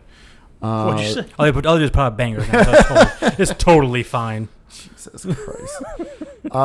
So that game will eventually come out, and who knows if it'll even be good. Before Skyfall. Let's skip Or that. Sky. What's the one? Starfield? Starfield. We'll skip Skyfall is a James Bond movie. It is. I'm like, yes, it is. A good one, too. I Talking actually about like a that James Bond game. I coming like out? that one. Hey, the Hitman development Yeah. team making the I new saw- the I new did see James that. Bond. That looks awesome. No, fuck. That sounds really good. God, I hate the internet so much. Like again, I spend a lot of time just like cruising through YouTube during the day. 'Cause I like watching. What do you do for a job actually? This is on the background. This is like music or whatever.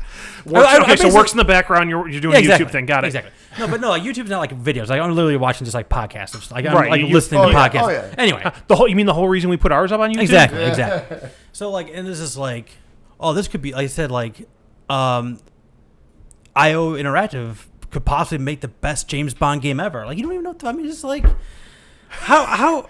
Yeah, you know what? How can you say anything about a lot this? of every studio could possibly make the best anything ever. Well, right, They exactly. did like a 7-minute video that said nothing. Of course, yeah.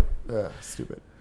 Let's see. We'll skip that. Oh, so we got a game shown from a Korean studio, Crimson Desert. This is coming winter 2021.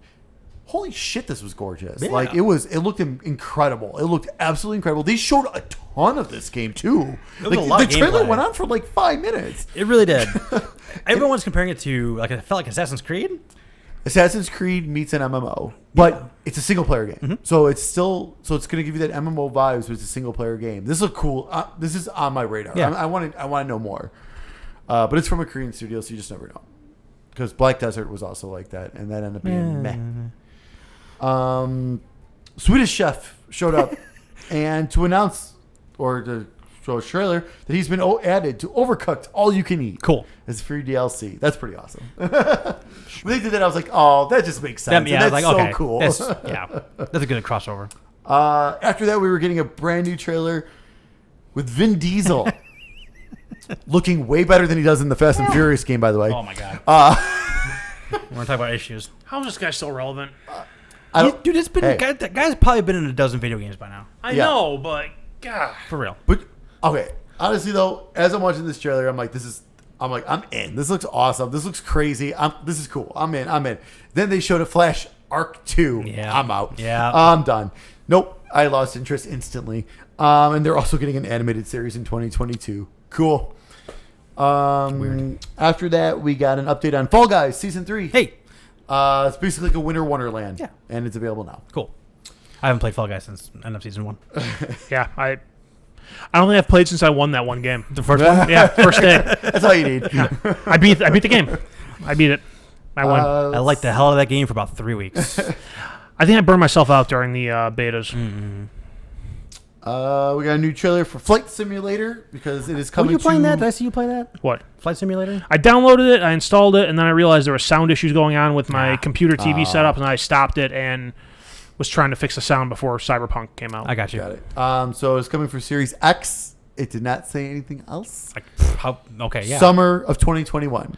Let Well, me- that just breaks what Phil said, though, of the 2 Yeah, I years of know. everything. But, y'all let me know what the install size is on that. it's going to be like It 200 was gigs. I it think. was 130-ish on PC. Yeah, that sounds about right. That'll be getting uninstalled quickly.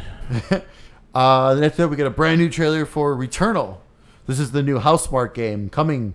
We got a date, March 19th, 2021 for PS5. I think it's just PS5. I think it is. I think it is an exclusive. It looks good. Good. It looks good. It looks like a bullet hell, Housemarque game, but from the third person over the shoulder perspective. Yeah. It had some frame rate issues in the trailer, but they got time Who to doesn't work on now? I mean, I got frame rate issues. But it was actual gameplay, right? It was Yeah. actual Yeah. gameplay. I'd That's the rather thing. see actual No, gameplay agreed. with slight hiccups Agreed. than all these pre-rendered. 100%. No, I'm with you on that. Then after that, we got our favorite guy from the Game Awards. What's his name? Joseph Ferris. Joseph Ferret. He came back on, and he's showing off his brand new game. It's called It Takes Two. Yeah. So basically another No Way Out, just Well, in a it's different setting. I was like, he came. I was like, shut up. That game looks good. Like, shut up. I don't like you. Okay, that game looks good. It does look good. It looks. Like I saw. Man. That's one of those things. Like I do really want to play it, and I never played A Way Out either, just I haven't because either. like it's hard to find someone else to play like that specific game. I'll say we should Okay. totally play it now because it's on. it's on Game EA, Pass. it's on EA Play. We should find a night and play that because I agree. I've always wanted to check it out. Cool. Fuck you, Art. You can't play. It's fine. He's playing Rainbow Six anyways. Yeah. You guys are welcome to come play Rainbow Six anytime you want. I have it downloaded. I have not down. I don't know. We got Vegas all the way up to platinum. Wow. Really? Yeah. Damn. Jesus. There was a small celebration when that threshold was crossed. Good for him. God, that's insane. That's too much. Holy Lord. Listen, the man's poured like 3,500 hours of his life into that I game. know. It's Did we ever ask him to look it up? For Yeah, us? it is like 3,500 hours. Holy crap. The platinum is a lifetime achievement award. That's all it is. my- He deserved the God. 3-second platinum he got when the PS5 update came Right, out. yeah. If you boot the game, you get free platinum. If you platinum the first one, Oh, I there have you not go. platinum the first one. go platinum the first one, you get a second one. Go back, just play the PS4 version, platinum it, and then fire up the PS5 version, you get a free platinum. How much would I have to do? You ballpark. I How much don't is know. platinum? I don't know what trophies you don't have done. Well, how many hours did Vegas put in? He's platinumed it a long time ago. Jesus. He's quadruple platinum. That's insane. So It Takes Two is actually coming out March 26th, so pretty quick. Looks very I good. said, it might be a great game. And I hate the fact that every year that guy comes back for an announcement, it seems like he's coming back like for legit game announcements, but that everyone always brings up his year. He was up there yelling, "Fuck Well, the it's Oscars." Jeff's fault. He kept bringing it up. I don't think they realize that like some people just tune that guy out because of that moment. Like Yeah. that was the video game equivalent of like a stupid meathead moment. Yeah, and he did an interview on an E3 a couple years ago too. Like I saw him there first, and like he's like, I just come to the studio and I just say, everyone, fuck this shit up, man, fuck this up. You fucking shit up today. I want you to fuck this shit up today. Have you It was noticed though, like since that moment at the Game Awards, though, he's like, he has really calmed down. I think he Well, like. I wonder so if he someone must- he must have been EA gave him a call and was like, "Hey, Yeah. You want to keep funding your weirdo indie projects? Either that or Cool- he was out cool of your Coke, shit. and someone's like, "Here, give me your Coke. Like you're done." I was like, I don't know, man. Like, if my boss came and was like, "Are you fucking shit up?" Like, no, I'm doing my job. No, right, Shut up. Well, right. I said I've had bosses who've been like that. Well, sure. And I've had to pull them aside and be like, "You're being super unprofessional. Just manage the team. Do your job. You don't need to try to act like Joe Cool here to get us to do work. Just be a manager." That all being said, I want to play that game. Yes. Let's see. Let's get rid of. We got a new trailer for a game called Evil West. It's coming in 2021. Everything but the Switch. It was kind of like that Cowboy from Hell kind of game. Kind of remind me of that. Does it have a Pantera soundtrack? I think it kind of was a rocking sound. I don't know. We'll see. It kind of had a rocking. I mean, I don't remember that If one it was at all. Pantera, you'd have to know because they're not a thing anymore. It's not gonna be new Pantera. Well, no. It was neat. Unless, no. No. It's the There's Tupac of no the metal answer. world. It's a Johnny God, Silverhand dear situation. God, no. It's a Tupac of the metal world. New music after death. Then we got a. I'm doing this. Among Us announced a new map's coming. The Airship in early 2021. Which, by the way, Fortnite has decided to steal more ideas from people and put out their own Among Us game mode. Yep. Yeah. Well, it works well the first time with, Well, Fortnite. This is what they do. Yeah. Everyone remember what Fortnite originally was? Because it wasn't. I remember. It wasn't a battle royale game. No, it was. No, not. it was like a tower defense game. Yeah, yeah. And the other And building sold terribly. It was awful. Yep. It was a fucking disaster. And then PUBG came out, and they were and Fortnite was the first one to copy it Yep. and get it to mass market. They were the first people to go do it, and that is how Fortnite became a monster.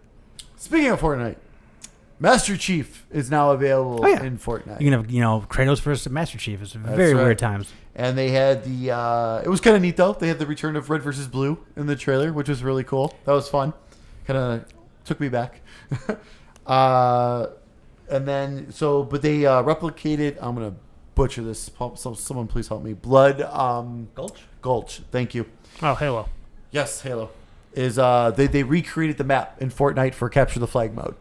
Oh, that's another original idea. Yeah. And I found someone on video online. Very first thing they did was beat someone to death with a flag. I'm like, That's awesome. Classic. That's awesome.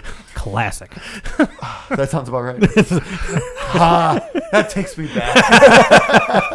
My Halo 2. Swinging like 20 points. 20 Oh points, my 20 20 goodness. points. 20 points. That was fantastic. was really I good. enjoyed that back in the day. And then last but not least, The Walking Dead, Daryl and Michonne. Did I say that right? I think it's Michonne. Michonne? Okay. Michonne. Coming. Now. Yeah, cool. Actually, when you guys hear this. So they're now in as well. Which killed the rumor of Samus. Everyone thought it was going to be Master Chief and Samus when they're going to announce. They still could, but we'll see. Oh, this trailer kind of looked interesting, at least to me. Ruined King, a League of Legends story.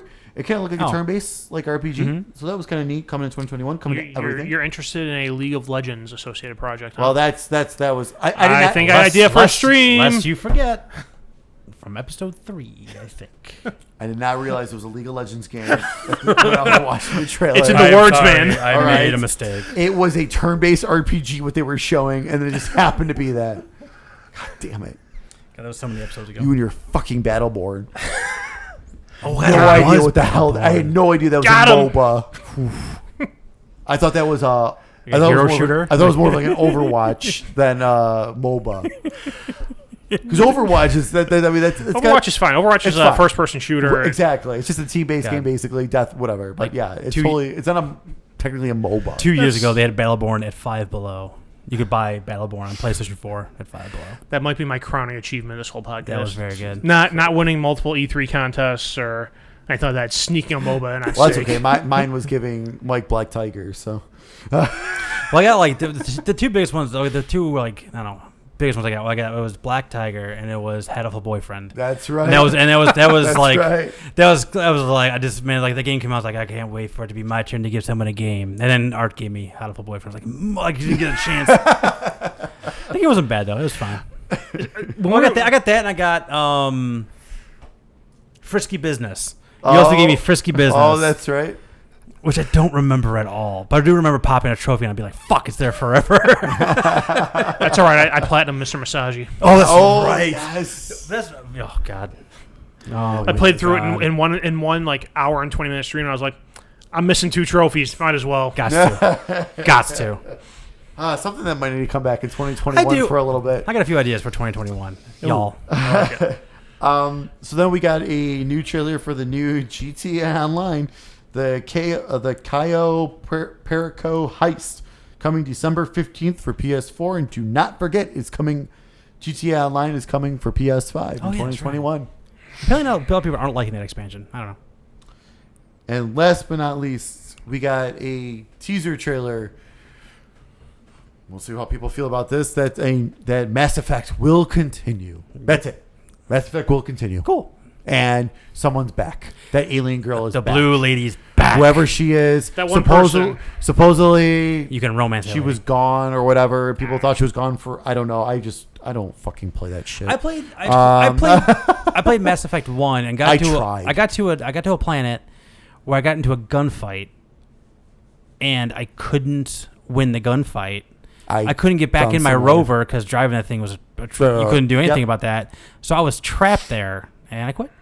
I tried Mass Effect 1, quit, and never looked back. Everyone's like, no, Mass Effect 2, it's so different. I'm like, I don't care. I just could not get back into it. Yes. So, agreed. We'll see. Andromeda is on EA Play. Maybe I'll pop that on one day. No, thank you. Yeah, I mean, it's like, well, there's that. And then, like I said, that's why I made the BioWare, joke a few minutes ago. Going on. And like all these people are leaving I'll leave that studio. Anthem was a disaster. Anthem Next may or may not ever come out. I don't know. Happen. Then they're already talking about Dragon Age Dragon Age. That again, we saw nothing really new for it here. No. Then let's announce another new game that may or may not ever come out. This is ridiculous. Okay. I say the Mass Effect game comes out before any of that other stuff. Will it come up before That'll come Elder out Scrolls 6? Yes. I think it will. I think Elder Scrolls 6 is still like 4 or 5 years away. Maybe. I wouldn't be surprised. That's what I felt like when I heard this one. That's what I felt like. Starfield's going to be before that. That's what I'm saying. Like in that Bethesda E3 from 3 years ago, I think it was, or 2.5, I guess, years ago at this point, they announced, Starfield. What's an E3? They used this thing in like late summer. That was really fun. God, I miss it. And they had Starfield first, and cool. And then they had like the splash screen for Elder Scrolls. Like, we're making the game. Cool. I mean, like see you in a decade, I guess. Because you got to make this other game first, I assume. Right. I don't know, whatever. But yeah, that all kind of felt weird. Some good stuff. We've seen the same amount of Elder Scrolls 6 as we have a Starfield, so who knows? That's true. That is 100% true. The Last of Us Part 2 won Game of the Year. I was going to say, the biggest thing. Last of Us 2 won everything. Won a lot of things. And then if they didn't win it, Among Us did. So those were the two big winners. Now, Among Us also coming to Switch. That was one of the big couple of things. That was in the indie world. They had an indie world. that's coming to Switch, and Spelunky 1 and 2 next summer. And if you want to know more, there was other random games that looked, to be honest, usually Indie World, I'm like, hey, some of the stuff looks really good. A lot of the Indie World this time, it looks kind of like garbage. Yeah, a lot of it was garbage. And I don't know how Among Us is going to work on the Switch if you're not really, typing I think is going to be a pain in the ass. Yeah, on the that's phone true. it works pretty well. That's true. I don't know. All right, I think we've been here long enough, boys. So let's real quick. So we're taking the rest of the year off.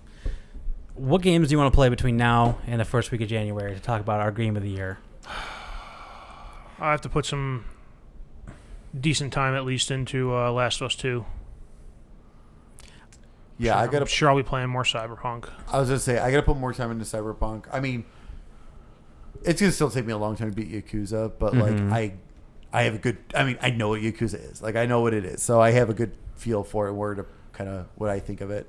But Have you played Ori yet? I haven't since the X. Okay. Like I started it like before the Series X, but since I got I stopped because they said they were going to do all those updates. I have not. I downloaded it, but I have not started. So I do want to play some more Ori as well. I'm trying to think of anything else I really want to get into.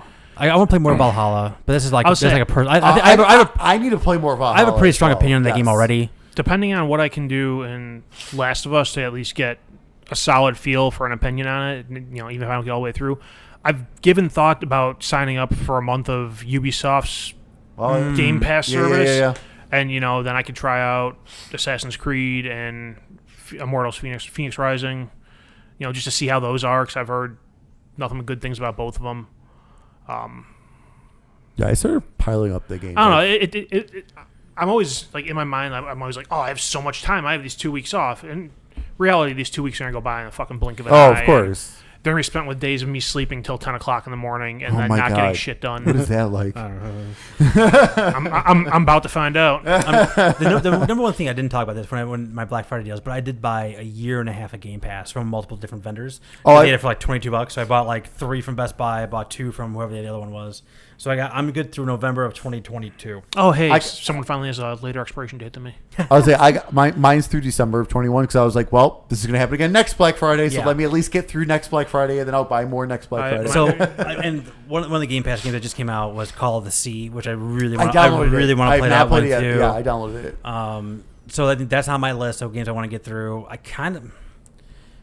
I really wish Final Fantasy VII Remake was on something for free because I really don't want to give them any money. I will lend you mine. Take mine home with you tonight. Because I'm not gonna. I would say I still have it physical. You at least need to put some hours. into that. You need to see it. Yeah, at least check it out. I'll take it. I can't promise anything. But remind me before you leave. I'll give it to you. Because that's the only other game I can really think of off the top of my head. Like I didn't put any time into that was big time. Maybe Doom Eternal. Talking about Game Pass again. I was saying I might need to go back to that one. I put in a very little bit of time when it first came out. Same here. I put in like and it was 3 hours at first. It was more so like I did it because I'm like I want to see what a shiny new game looks like on my computer. How much? How long? At that time, Game Pass out for PC. I bought it on PC. Okay. Do I want? Actually, that's a good point. I did put up. I gotta load that up on my Series X. I'm curious. It's gotta run even better.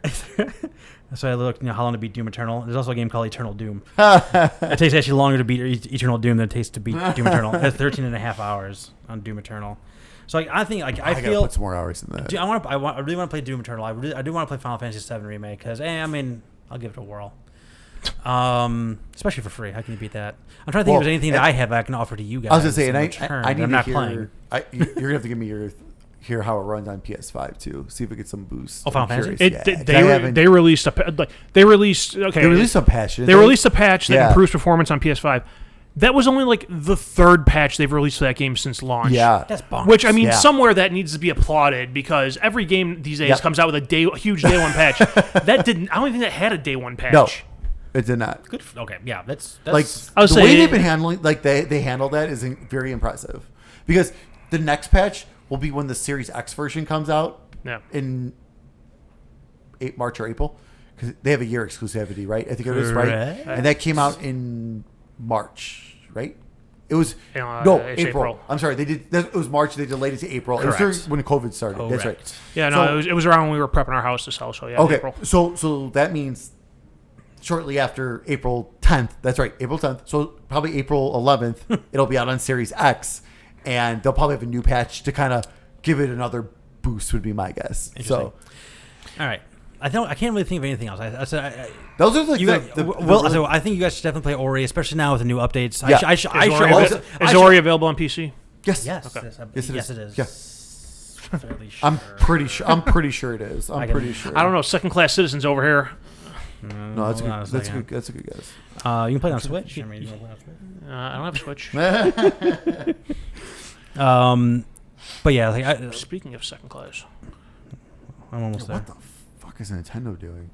Oh, I don't know, they have Among I Us was on just Game thinking- Pass for PC. They just added it. Yeah. They just added it. Yeah. I know it's I didn't know it was on Game Pass. Yeah. Ape Out as well. They got some. What are you talking about? PC's doing all right. PC's got some good stuff. Yeah, shut up, they Art. do. They do have some. If good Alan stuff on Wake. there. had to wait an extra month and a half for Doom Eternal. Oh my Yeah. god! I forgot what game I was looking for. There's here. a What was I looking for here? Ori. Ori, thank you. Nah, I'm stupid. Oh, Dragon Quest is on there now for PC. There was something they just announced. Oh, the EA Play thing not coming to PC. Ori and the Will of the Wisps is on Oh, PC. perfect. There you go. I'm sure, and honestly, like I make cracks about PC being second class citizens. I'm pretty sure the EA Play not coming to PC, EA Game Pass yet has to do with Origin being needed to launch all the EA games. Yeah, I'm sure it's. I'm sure it's an EA thing, not a Microsoft thing. Yeah, right. They're probably like, guys, what the fuck? We gave you 3 months. What's the whole well, about? right. We were We're on vacation, finishing the next gen version of Madden. and now we're on vacation for the rest of the month. So yeah, so like I said, I think those games I'm definitely gonna play. I think you guys should play Ori, and anything else you guys think I should play outside of Final Fantasy. I don't know. Off the top of my head, I can't think of anything. But I mean, I of course will. Oh, I say Yakuza, but like If I can find the game for about $30-$35, I'm in. But I understand. I understand. I platinum Astro's Playroom or whatever. Very good. Nice. It was one of those things like I finished the game and there was like do this action in this place type Yeah, trophies. get these 9 people to follow you or whatever it is. Maybe we Oh should- no, that one I had done. I finished that one organically. Like I realized when I start punching people, they follow me. I did not do Maybe I that. should But- put it on my PS5. Oh, it's so. It's a 3-hour platinum, and it's a Did you joy. play Sackboy? No, I haven't gotten it yet. That's a pretty good one. Yeah, it's pretty good. Yeah, they had a couple of those deals where it was like buy 2 get 1 free next gen again on Best Buy, Oh, and that okay. was never on them. Like if that was the only thing I was gonna buy that. I say was- if I had it physical, I'd let you borrow it. no but I worries. don't. I'm not gonna. Like I said, I can't think of anything else I would have. Yeah, I'd have to go through and look through my. Have you heard of our Lord and Savior Rainbow Six? All right, that's it. It's time to wrap this up. Yeah, we have gone into full hysterics in this one. All right, we will see you in the New Year. Stickers. Merry Christmas. Happy New Year. Happy We'll see you then. Festivus. Happy Festivus.